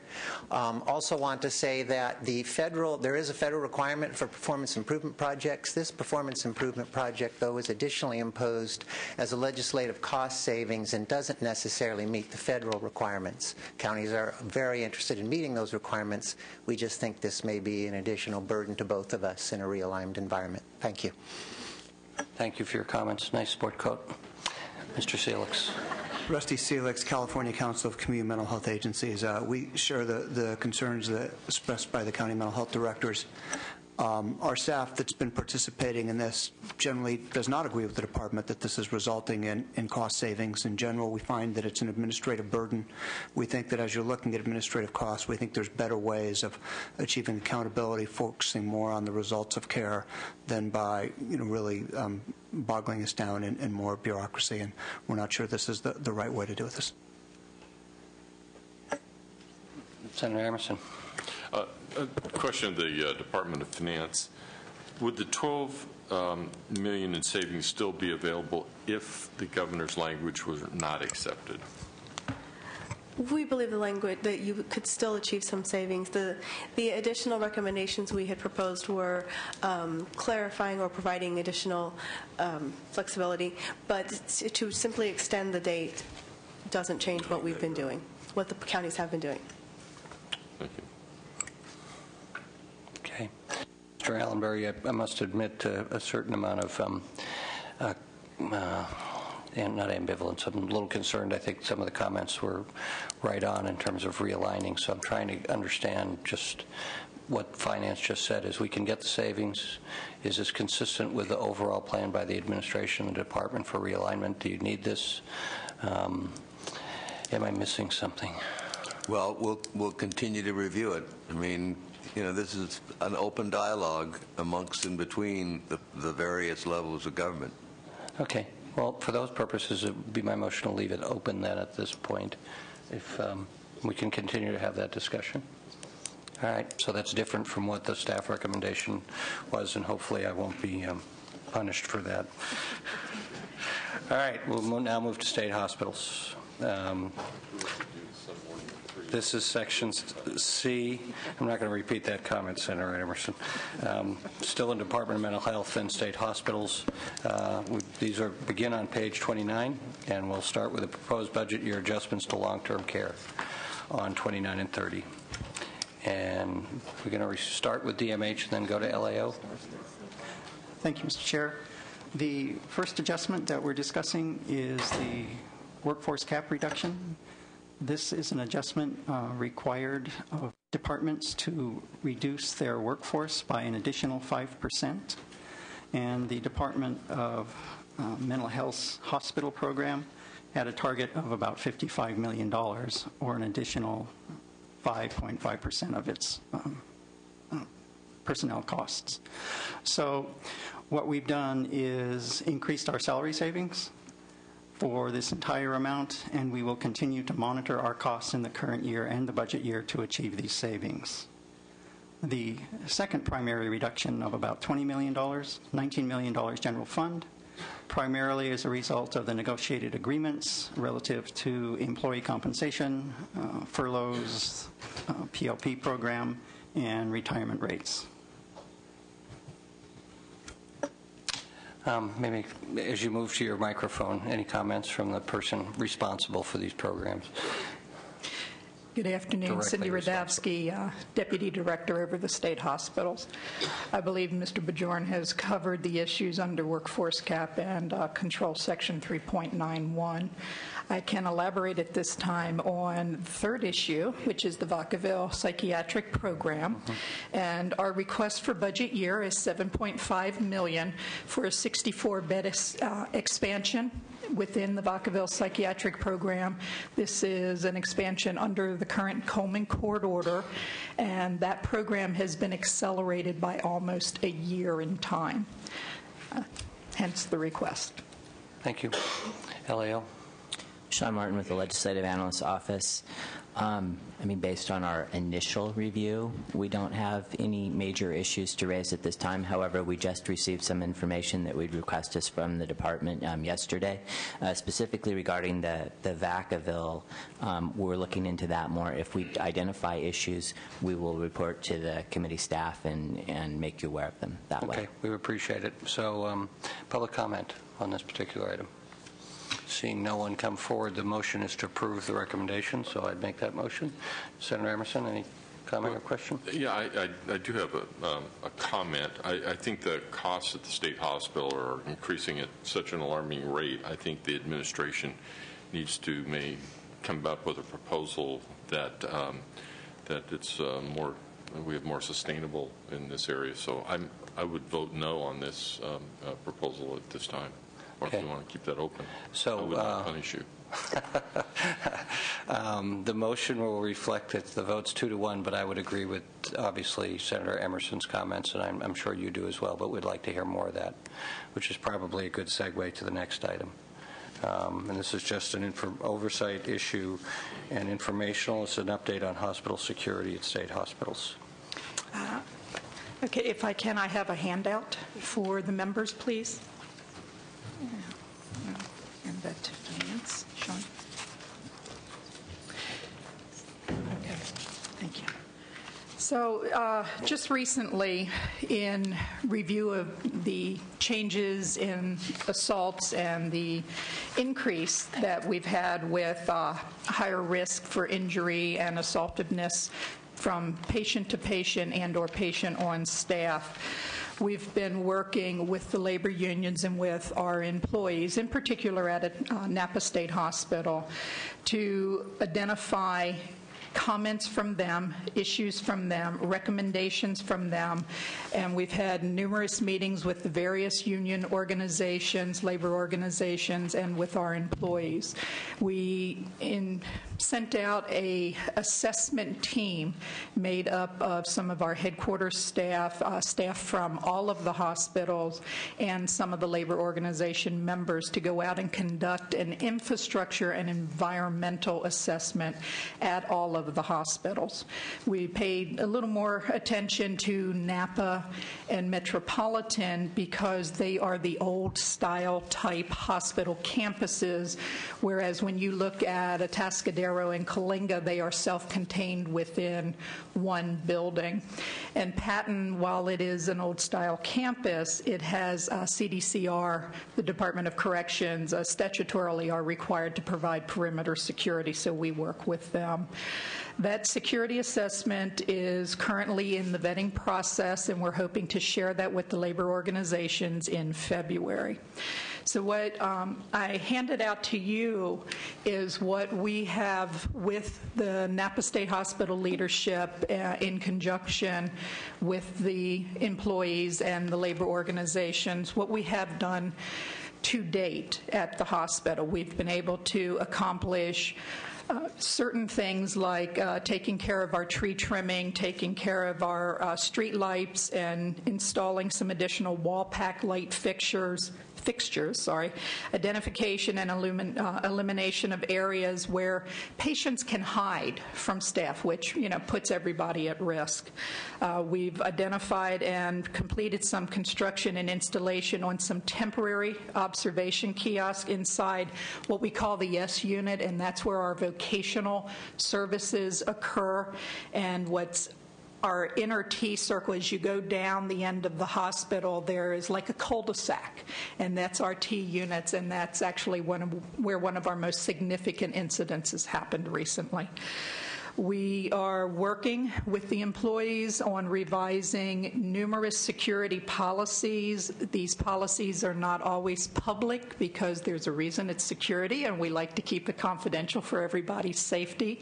But we've been looking at patient ground access and then the out-of-bounds or the off-limit areas for both patients and staff. Where should people not be in order to maintain their safety? So we've been working on those, and we're also working with Cal OSHA right now because they are in looking at the facility as well. So the additional things that we have taken into consideration is looking at the supervision of our open units, setting up additional monitoring on our grounds access. We have temporarily redirected some of our hospital police officers off of patients' rights areas, such as visiting center and our package center. So we've worked with disability rights, notifying them in advance that we needed to do this. process, and in order to reassign some of those hospital police officers to a little higher priority area right now for the safety of the staff. They're doing some additional unit walkthroughs. They're doing some additional searches. And one of the issues identified by staff was if they're inside the secure treatment area and they have to go and get medication at night from the pharmacy, they have to walk alone in the dark from one end of campus to the other. So we have security now walking with them for their protection. The last couple things on here, I won't go through all of them. One of the recommendations that we were asked to do was to modify the badges of the hospital employees. We have completed that. We've issued mandates that no staff is to escort an individual alone, that all patients right now have staff escort. We've identified some additional training. We asked Dr. Charles Scott from UC Davis, who is pretty renowned in aggression training, to come in and provide additional training for the staff. We converted our annual Napa Law Day into developing a peaceful treatment milieu, and we're taking the opportunity for our Visiting Scholars Day coming up in March, working with UC Davis, and we're turning that into a treating violence topic with a 3-day violence reduction summit where we'll ask the directors of the hospitals come up, and we have 2 renowned professionals coming in that have worked in these types of environments, and they can help us really drill down to what it is we need to do to apply the techniques into making the hospital safer. So those are some of our current efforts. Thanks. Any questions? Go to public comment.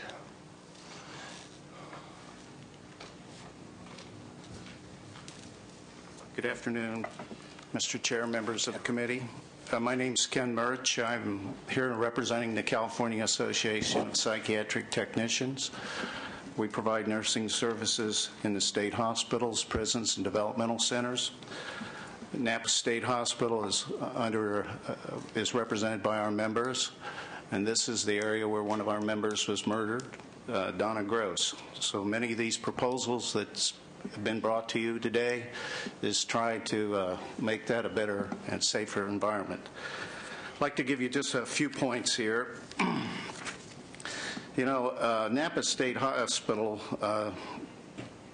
was never built to handle the type of client that's there.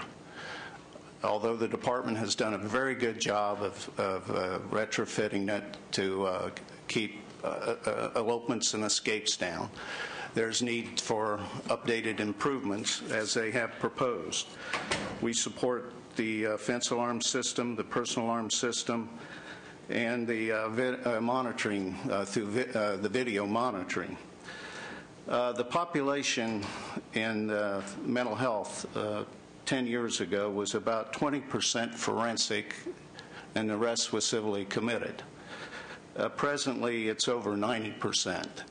What a lot of people don't realize is that state hospitals are an extension of our criminal justice system. Whether that's good or bad, we can't comment. I'm here to represent the safety of the employees, and we have to have a facility that's safe. They reported almost 1,500 assaults at that facility. Now, these weren't just assaults on staff. These were assaults on the residents there, or as we call them, the individuals.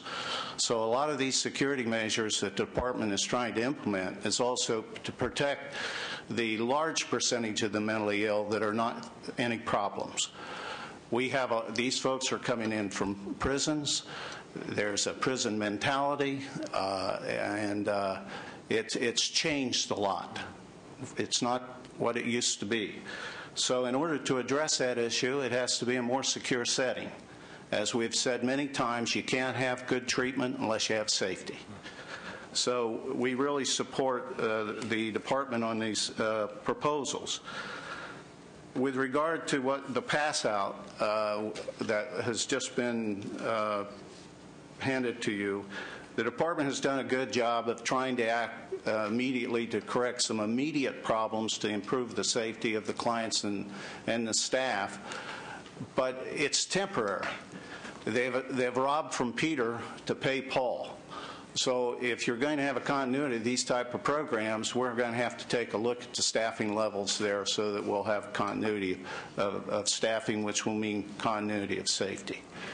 So we ask your support on this proposal and any other proposals relative to increasing the safety for the individuals and the staff there at Napa State Hospital. Mr. Chair and members, I'm Kobe Pizzati, representing California Statewide Law Enforcement Association and the hospital police officers at all the DMH hospitals, and especially at Napa. We believe that the policies that have been presented by DMH are great first steps, and they're absolutely a good start to fixing many of the problems at the hospitals, especially at Napa. We are very anxious to see what the other policies are going to be and some of the other the steps that will be taken. You know, as Ken said, 92% of the population there is forensic now. They bring with them definitely a prison mentality. You also have malingerers in there. You have sociopaths in there that often prey on some of the less functioning patients or individuals. I think it's really important to note that, you know, the clinical staff cannot provide treatment in a non-secure environment. I mean, that just, I think it's really important, and it goes to the basis and mission of what the hospitals are there for. So with that said, I'm eager and will hold off on any sort of judgment on anything until we see more about what the policies will come down as. But I think it's pretty much undeniable at this point that staffing is going to be a major issue. There are far too many positions being taken from one vital area and placed in another more vital area. I mean, there's definitely a security issue at the hospitals because there are just not enough people to do the jobs. So with that, we support it. Thank you. Appreciate the comments. If you could stay, and I appreciate everything you've done, particularly working with the rank and file. The incident involved a constituent, and then shortly thereafter, at the Maine County Detention Facility in Contra Costa, we lost another constituent, a nurse, who was in the receiving area and was killed by someone who similarly had been diagnosed with mental health problems. So having said that, the world has changed in your environment, and having sat through in local government closed session meetings where there are lawsuits and you walk through what, you know, you never can tell prevention how many of these incidents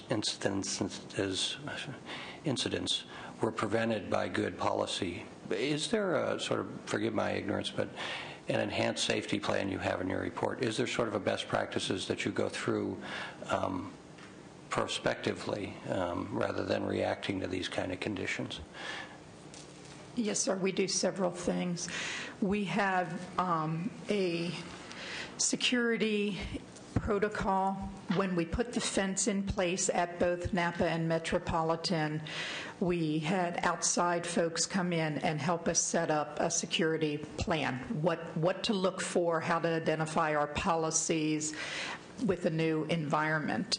And we have a chief of hospital safety and security that works for me here in headquarters, and he is my liaison to the chiefs at each of the hospitals. They go in annually and do focused assessments on our policies in place, our policies being complied with, have there been any law changes or infrastructure changes within the hospital that leads us to need to change or revise our policies, or there are areas that we could improve on. So we do that on an annual basis. If at any time we identify an additional issue or something is happening at one of the particular hospitals, the executive director can ask for a focused review as well. We try to do that on the preventive side. We also, after incidences, complete what's called a root cause analysis, and we do a complete assessment, pardon me, but like an autopsy of what happened. Did we have a systems failure? Did we have a training failure? Did we just, was there something that somewhere we missed that we need to tighten up, or do we need to make some additional modifications then as well, be it to, again, training, to a policy, or just something that shouldn't be where it should. And so we try to do that in the retrospective to learn from something that happened. A lot of what you see in your handout was identified as we kind of walked through the incident, and it was pretty, apparent afterward that those issues should have been addressed. And I guess the two other questions are, we're going to try to be brief, but this is important. It's very important. In terms of similar facilities in other states, are there sort of, pardon the expression, industry-wise standards in terms of both the staffing ratios and things like the physical things you've talked about, and how do we measure up in that regard, honestly? Maybe, and are you certifying yourself, or you've got Cal OSHA coming in, but it's sort of like JACO when they come in and look at a hospital. Right. Is there an outside? And then lastly, all of those things, are you considering the change in the makeup, as both the public comments and you have alluded to, that it's a very different, it's a very different clientele you're dealing with? Okay, I think I have all of those. Couple issues. We have oversight from the Department of Public Health, licensing and certification. All of our hospitals are licensed. We have oversight from the Centers for Medicare and Medicaid in our 2 skilled nursing facilities, which is at Metropolitan and at Napa. We are Joint Commissioned accredited in 4 of the 5 hospitals, so we have oversight from them. And as for the other states, we belong to what's called WIPSHA, the Western Psychiatric State Hospital Association, and there are approximately 14 states involved in that. We do compare as far as the issues, the increase in 1370s coming in, the incompetent to stand trial, the additional folks coming in from the criminal justice system. So what we are facing is being faced nationwide. Mm-hmm. The difference for California is the scale. When I go and I talk to folks at these other states, they have a 200-bed hospital at the max. We have 1,200 to 1,500 bed hospitals, so it's an economy of scale on the system. So your problems are compounded because your scale is much larger.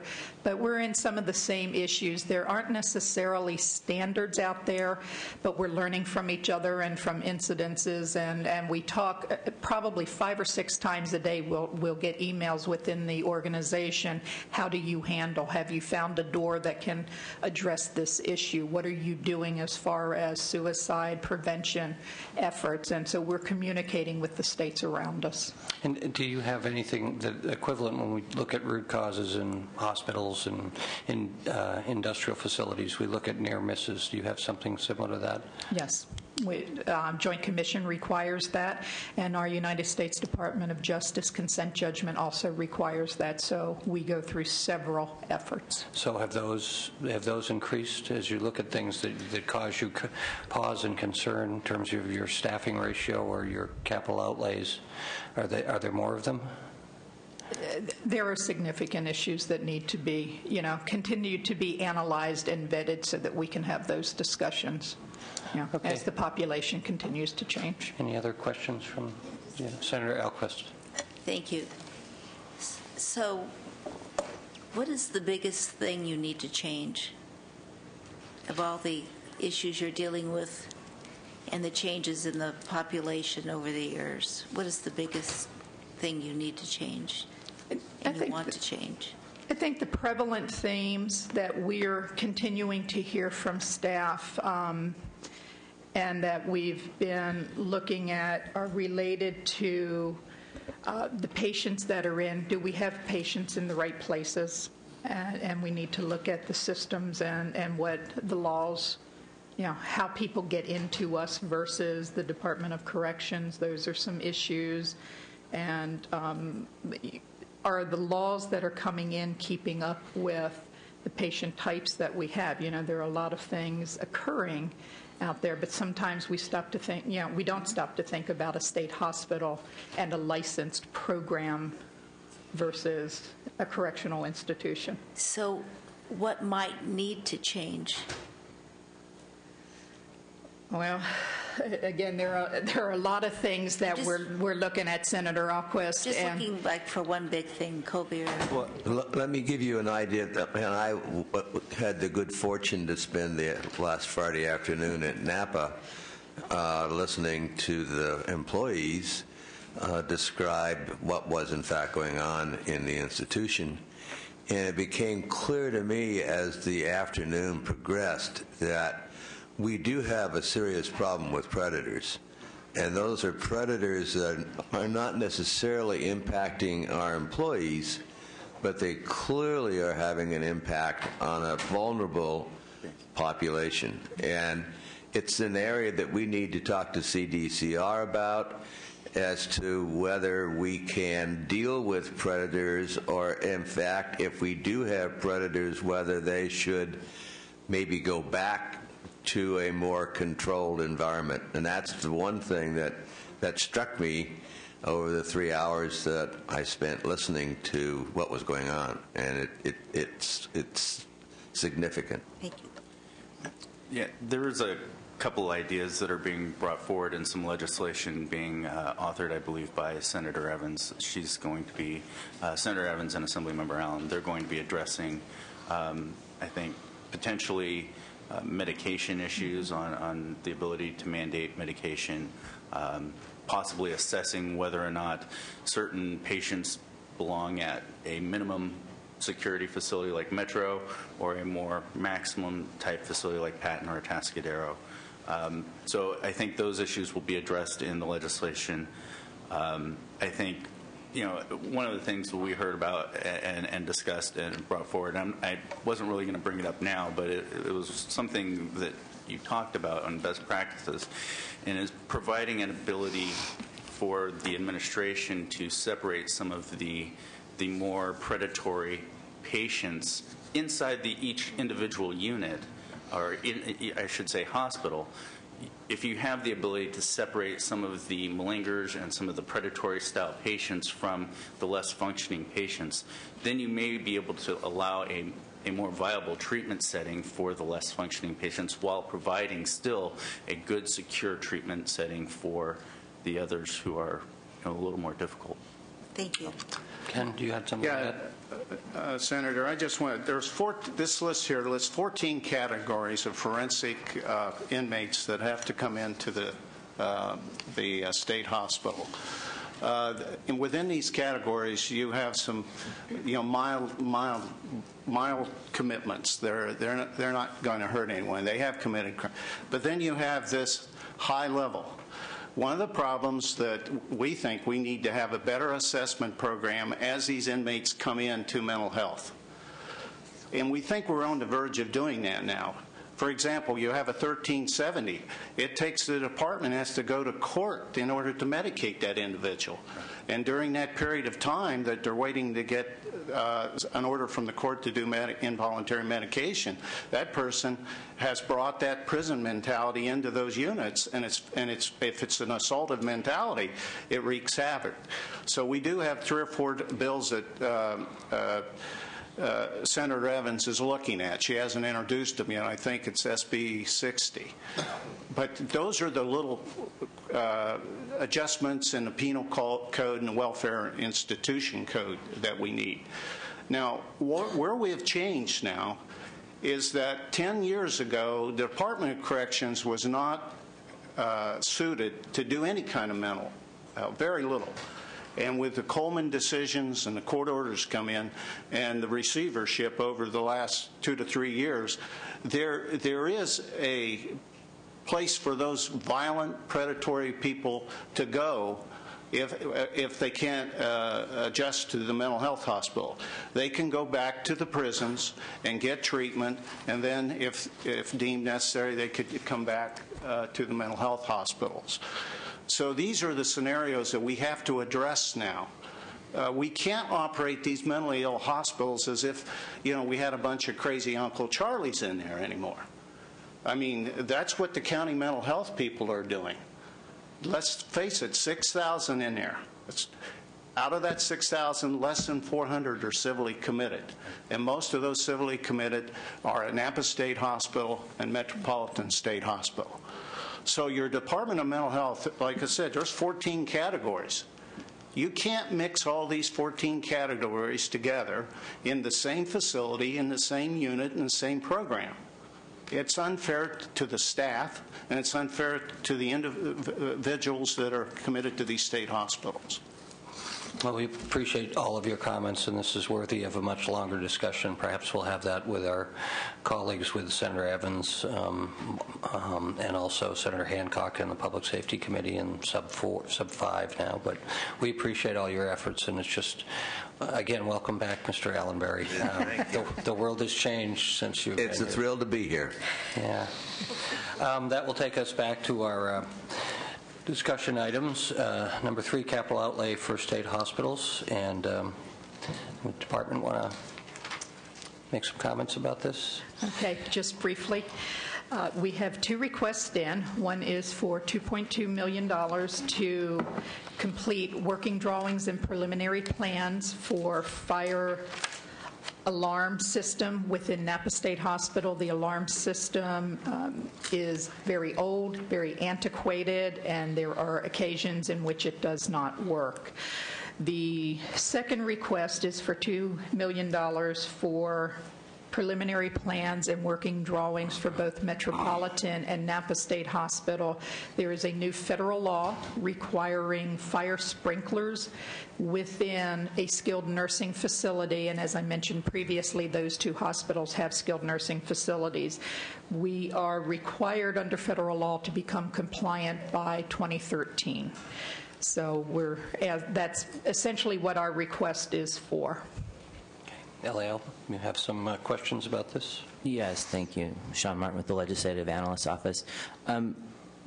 We'd requested some information regarding these budget change proposals, and we know that the original amount for the budget change proposal is $10,459,000. And yesterday we received cost estimates from the Department of General Services, and this is for the fire sprinklers at Napa and Metropolitan State Hospitals. Of $4,385,000 and $11,981,000. So that brings the total estimated project cost to $16,366,000. That is $5.9 million or 5.6% more than was requested in the budget change proposal. Your own action is only to approve, I believe today, the $2.1 million for the planning, but we wanted you to be aware that the project costs are likely to be more than was outlined in the budget change proposal. And the recommendation is to approve it, but pending further review by the LAO. And of course, we'll look at this when it goes to the full budget. But we want to, obviously you need these kind of things at the facility, particularly in light of what we just talked about, your other issues. So having said that, in this new era of new administration, we're trying to be as right on the money as possible, not suggesting that anyone is choosing my words here, perhaps gaming what they might think the situation is one way or the other.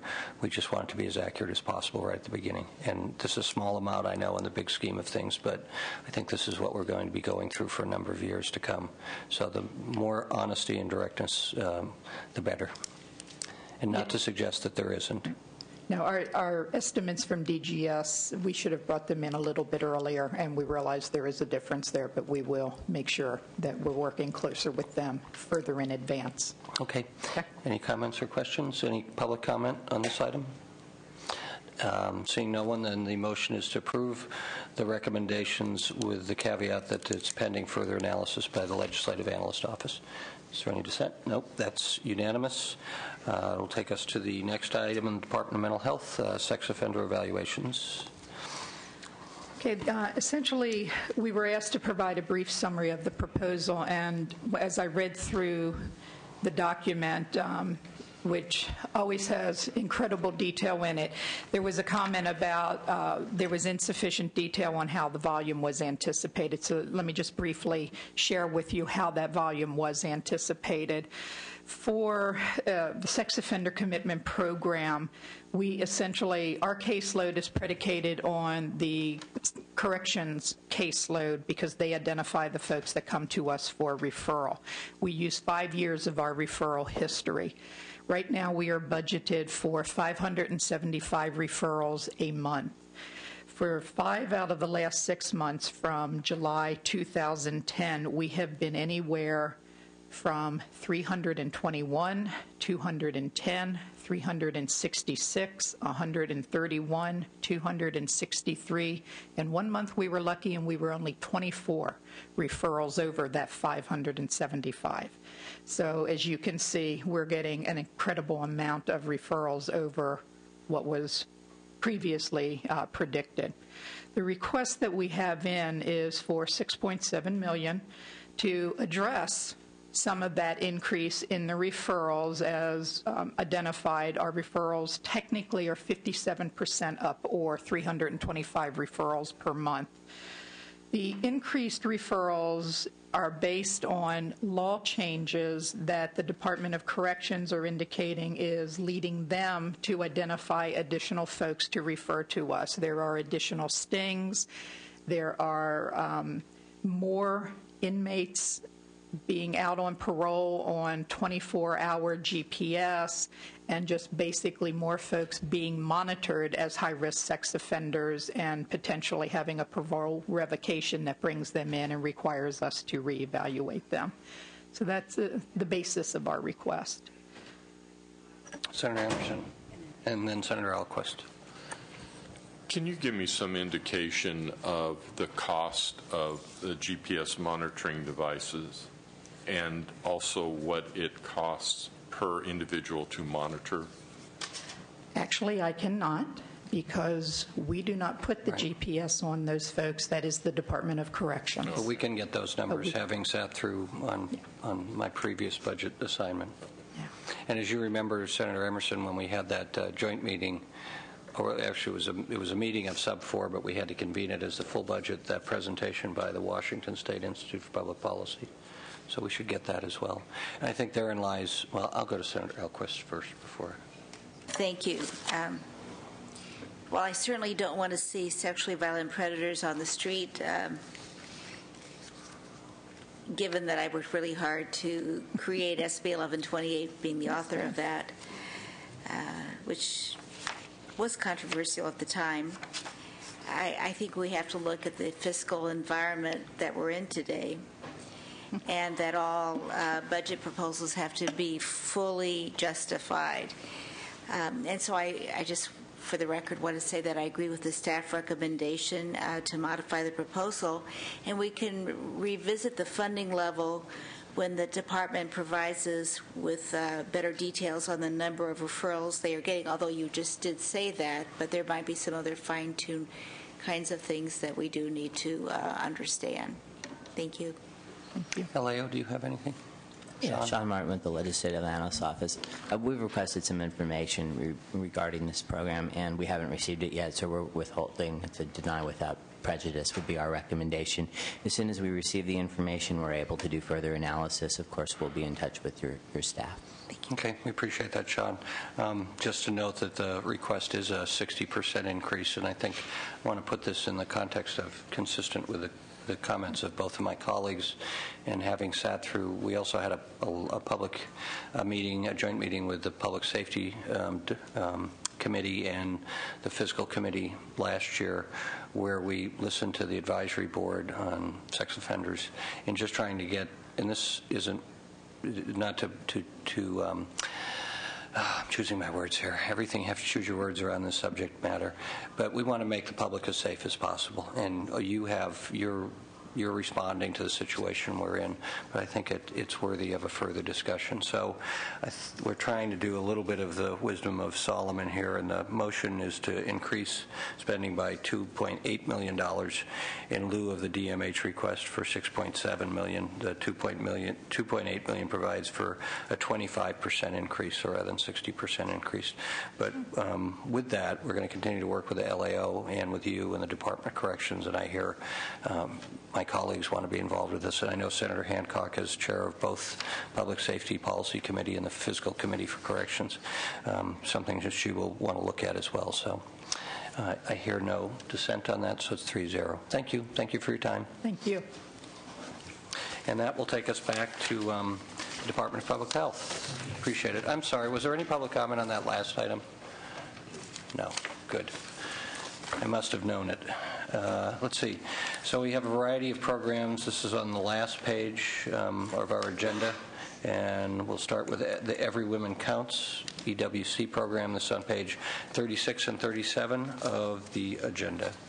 Good afternoon. Good afternoon. I'm Dr. Linda Rudolph. I'm the Deputy Director in... I'm sorry, I pressed this. Is this better? Yep, that's good. I'm Dr. Linda Rudolph. I'm the Deputy Director in the Center for Chronic Disease Prevention and Health Promotion, and I appreciate the opportunity to talk to you about our Every Woman Counts program. I'm going to just do a very quick overview of some of the changes that we've made and our accomplishments, because I know there's been a history of questions about the management of this program in the past, and then briefly talk about our budget proposal. So we have done a lot over the last year and a half. We've improved our management oversight. We've put in place a number of new people in key positions, including a new branch chief, a new acting section chief, a new fiscal manager, and a new evaluation unit supervisor. We've, as of December 1st, we reopened enrollment and also increased eligibility to include women over age 40. We modified our fee structure for case management so that we reduced the payment for case management in women with normal screening results from $50 to $0.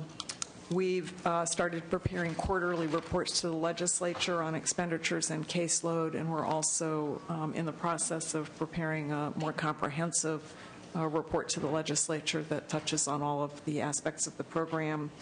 We've begun participating in the formal estimates process with the Department of Finance, and we published a November estimate, and we'll be preparing another estimate for the May revise. We've done several briefings for stakeholders and legislative staff last fall. Our new fiscal manager is working much more closely with our budget and accounting staff, and the three are meeting together to monitor the fund condition statements for the various funds that we draw on for the EWC program. And we've also initiated monthly meetings with the Department of Healthcare Services because we work closely with their fiscal intermediary. And we're working with the fiscal intermediary to establish a process for doing better monitoring of denied claims so that we can have a better understanding of what's going on with those claims. We've begun developing regulations for the EWC program, and we're on the DPH rulemaking calendar for those regulations. And then in response to the Bureau of State Audits and Office of State Evaluation and Audits, we've done the following. We've put in a request for a programming change to include the Social Security number so that we can more accurately estimate our caseload. We've asked the DHCS fiscal intermediary to prepare for us an assessment of the costs and timeline for implementing a single point of enrollment so that we could have an accurate estimate on the accurate count on the number of individual women that are receiving services in the program. We had some hiccups with our regional contractors, but we now have 8 regional contracts in place, and we've identified contractor for the San Diego and Los Angeles regions and anticipate that those will be in place by spring of this year. And we recently renewed our contract to maintain our Consumer 800 number. So I really have to thank Katie Owens and the other staff that have worked incredibly hard, I think, to really try and bring this program under much better management, and I'm really pleased with the progress that we're making on that. Turning to our budget proposal, we're projecting increased costs of $11.7 million in the budget year, and that's as a result of both reopening enrollment, reducing the age eligibility to over 40, and also our normal percent increase that we see every year, particularly in light of the continued recession. To meet these costs, we're requesting authority to spend $4 million from the breast and cervical cancer account, BCCA, from 2009-10 dollars, and also a $10.6 million reappropriation of current fiscal year general fund dollars, of which $7.7 million will be expended in the budget year and the remainder in future years. And those funds are available to us because of the prior year enrollment freeze and the temporary increase in the eligibility age up to 50 and over.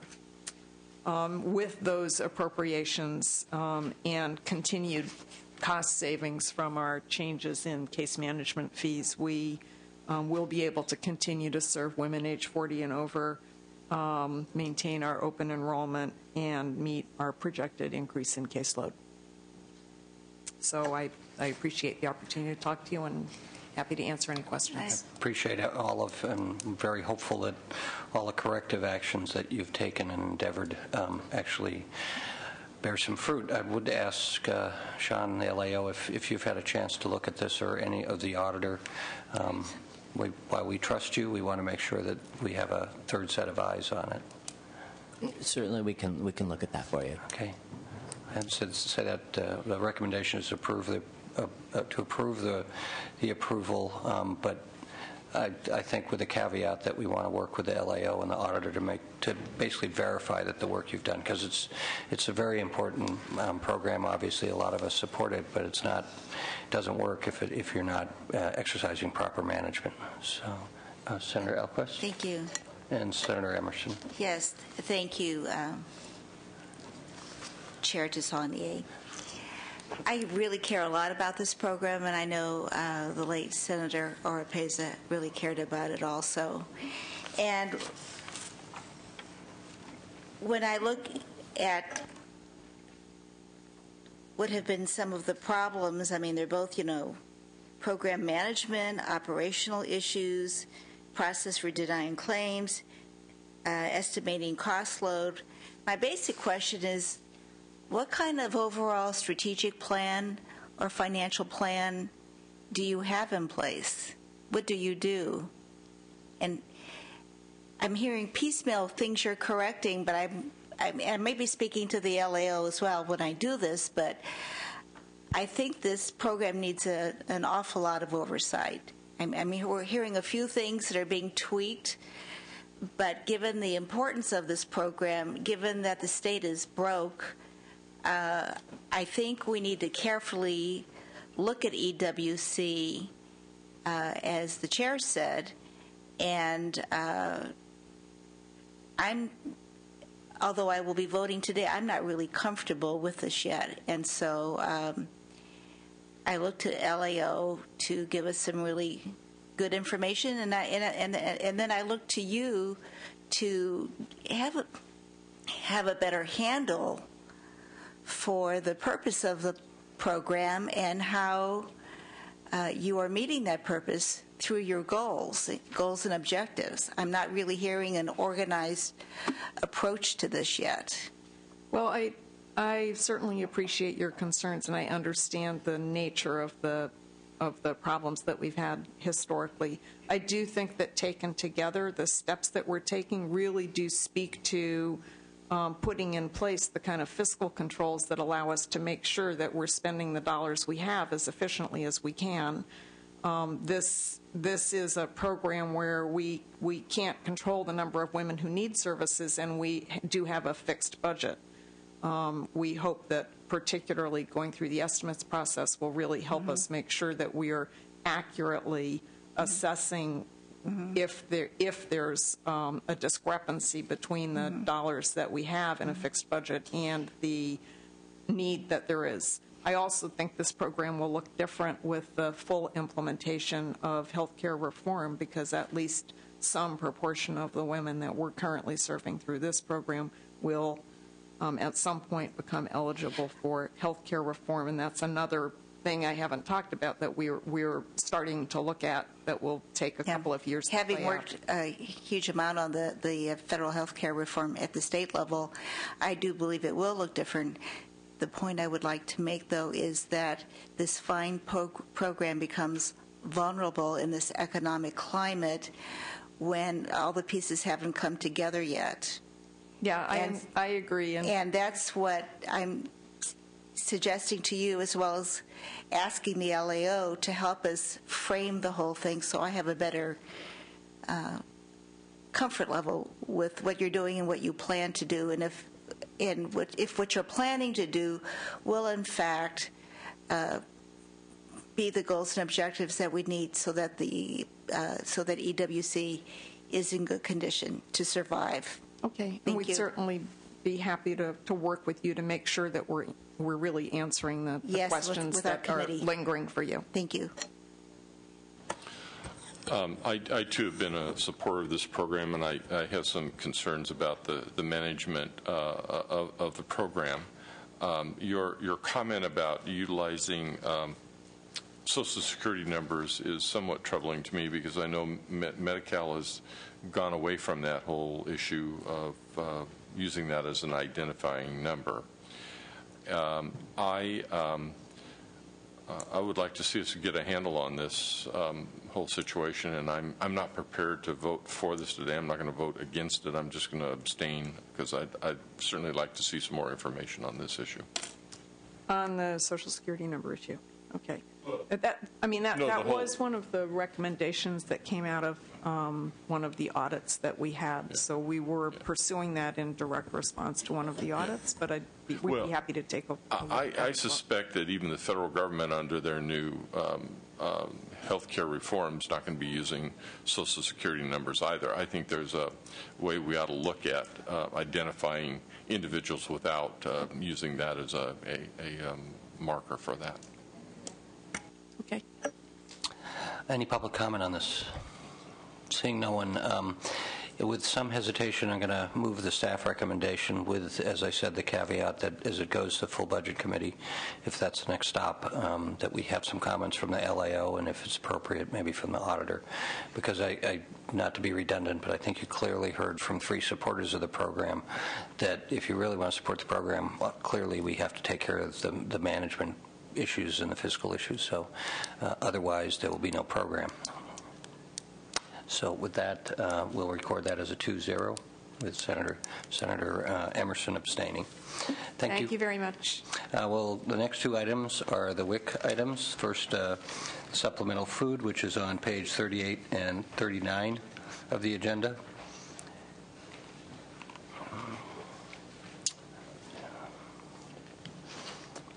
And if it's okay, can we do both of these? All right, so we'll do item number 2E and 3E on 38, 39, and 40. And then we'll take public comment after your report. And the recommendation is to approve both of these. Good afternoon, Catherine Camacho. I'm the Deputy Director for the Center for Family Health. WIC is one of the programs within the center. And the combination of the next 2 items is a request from the department for 20 positions and $2.3 million in appropriation authority. And to my right is Michelle Van Eycken. She is the chief of the state WIC program. And to her right is Maria Palman, who is chief of the operations side of WIC. And with that, I'd like Michelle to do a brief overview of the program and the proposal. Good afternoon. I'm happy to be here today as I think Linnaeus Salek's successor to the position of Director of the California WIC program. I'm going to speak now for those of you that may be less familiar with the program. The Women, Infants, and Children Nutrition Program is known as WIC, and it's 100% federally funded under a discretionary capped grant through the U.S. Department of Agriculture. In California, WIC provides nutrition and parenting education, referrals to needed services, and nutritious foods to 1.47 million participants per month. That is pregnant women, recently delivered women, infants, and children under the age of 5 years. About $90 million each month enters California's retail food economy through WIC's 5,200 authorized food retailers. The governor's budget reflects WIC's proposal to establish 20 permanent positions and $2.3 million in state operations authority to manage 4 areas of the program. The first is 8 positions to manage significant and complex regulatory changes and the increase in both the numbers and the complexity of authorizing and monitoring WIC food vendors. The second area is for 7 positions to oversee and monitor a 6-fold increase in WIC's breastfeeding peer counseling program funds from USDA. The third area, we are requesting 2 positions to maintain compliance with federal financial and fiscal requirements for accountability and reporting of these additional taxpayer funds. And finally, 3 positions to supply administrative support for this increase in staffing.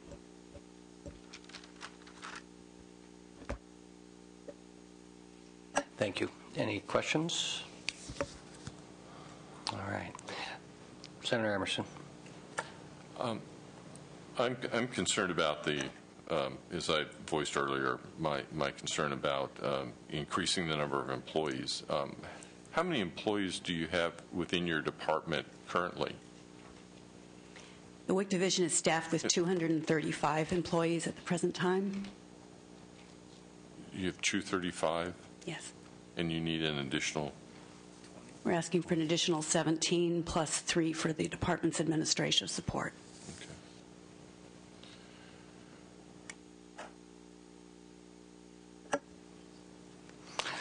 Given there is a tendency, I think, by all of us, because they're federal funds, but then the reason we're here is because federal law requires us to, so we want to be prudent, is what I hear, Senator Emerson. Do you have any other comments on the second item? Do you want to go ahead?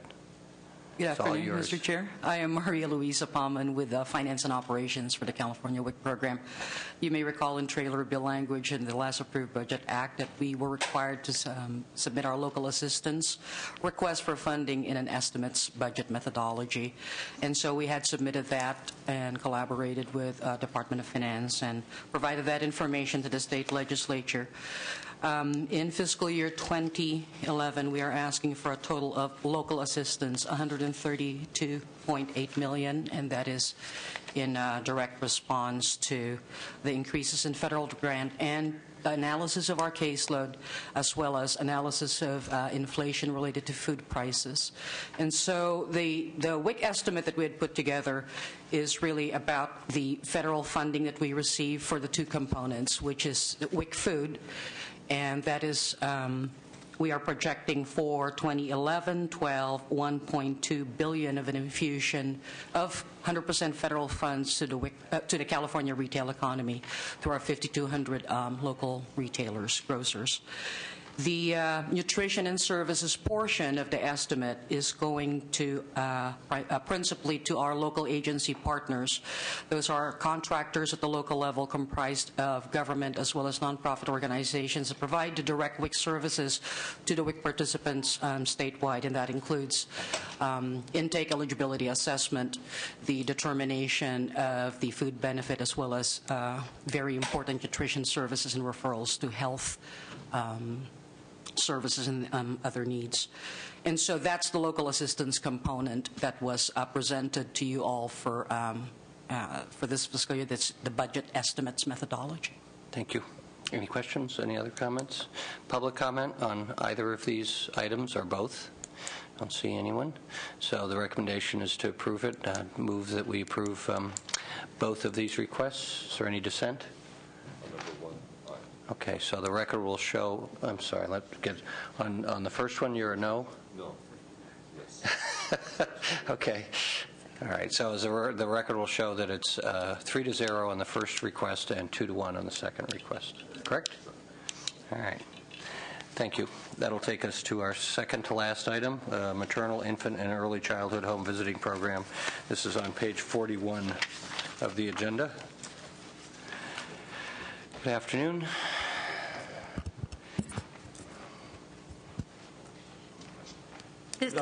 Go ahead. I would say Dr. Shabir Ahmad actually runs the maternal, child, and adolescent health program in which this proposal was presented. So I'd like him to present just a brief overview and explanation about the dollars and the positions that we're requesting. home visiting program is a brand new program under the healthcare reform legislation, Affordable Care Act. And this budget proposal, department is requesting to establish 36 5-year limited term positions and 14.3 million in federal Title V expenditure authority to implement and sustain the home visiting program in the state of California. And out of these $14.3 million, 4.1 are for the state operations, and the 10.2 million are the local assistance, for local assistance. Comments or questions? Is there public comment on this? The recommendation is to approve it, so make that motion. Is there any dissent? Is that a no, that there is no dissent, or is it no? Okay. So the record will show for right now that the vote is 2-1? Yes. Very nicely done, Senator Alquist. Thank you. That'll take us to our last item, which is performance management and public health infrastructure, which is on page 42.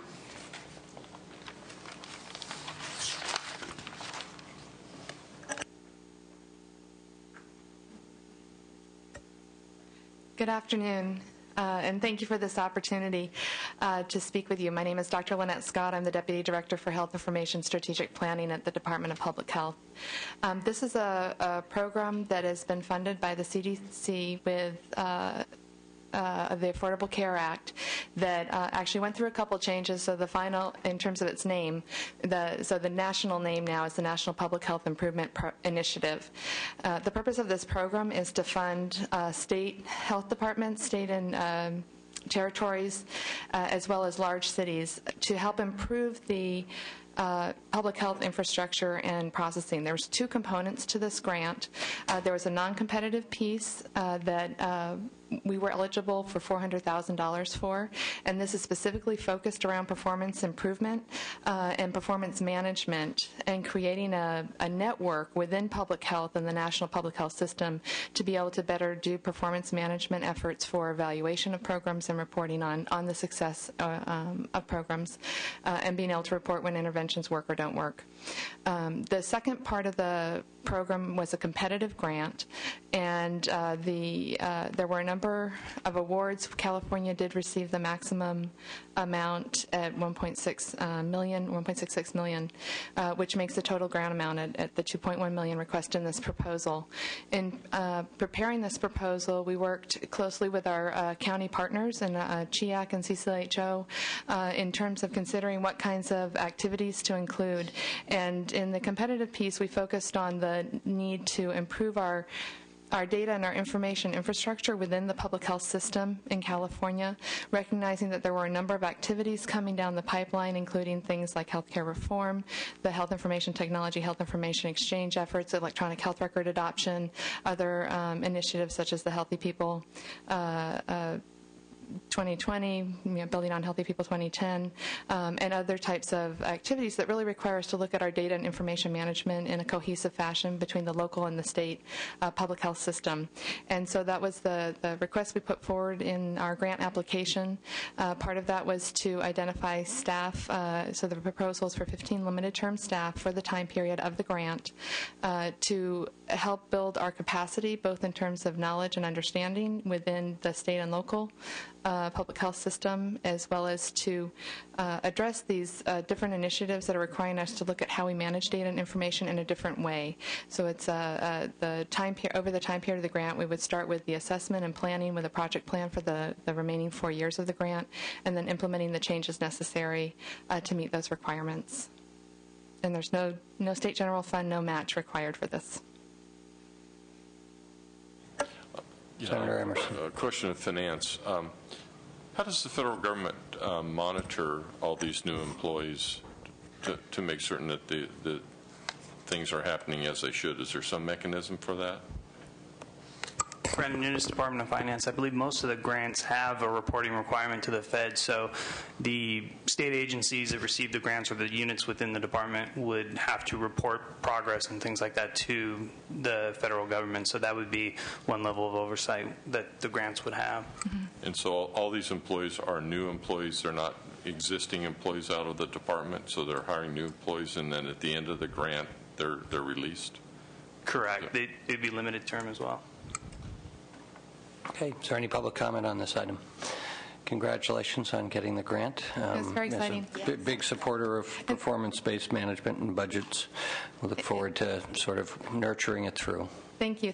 And I forgot to mention, San Diego did receive the non-competitive piece at $100,000, and Los Angeles did also receive the non-competitive piece at $200,000 and the competitive piece as well at $1.6 million.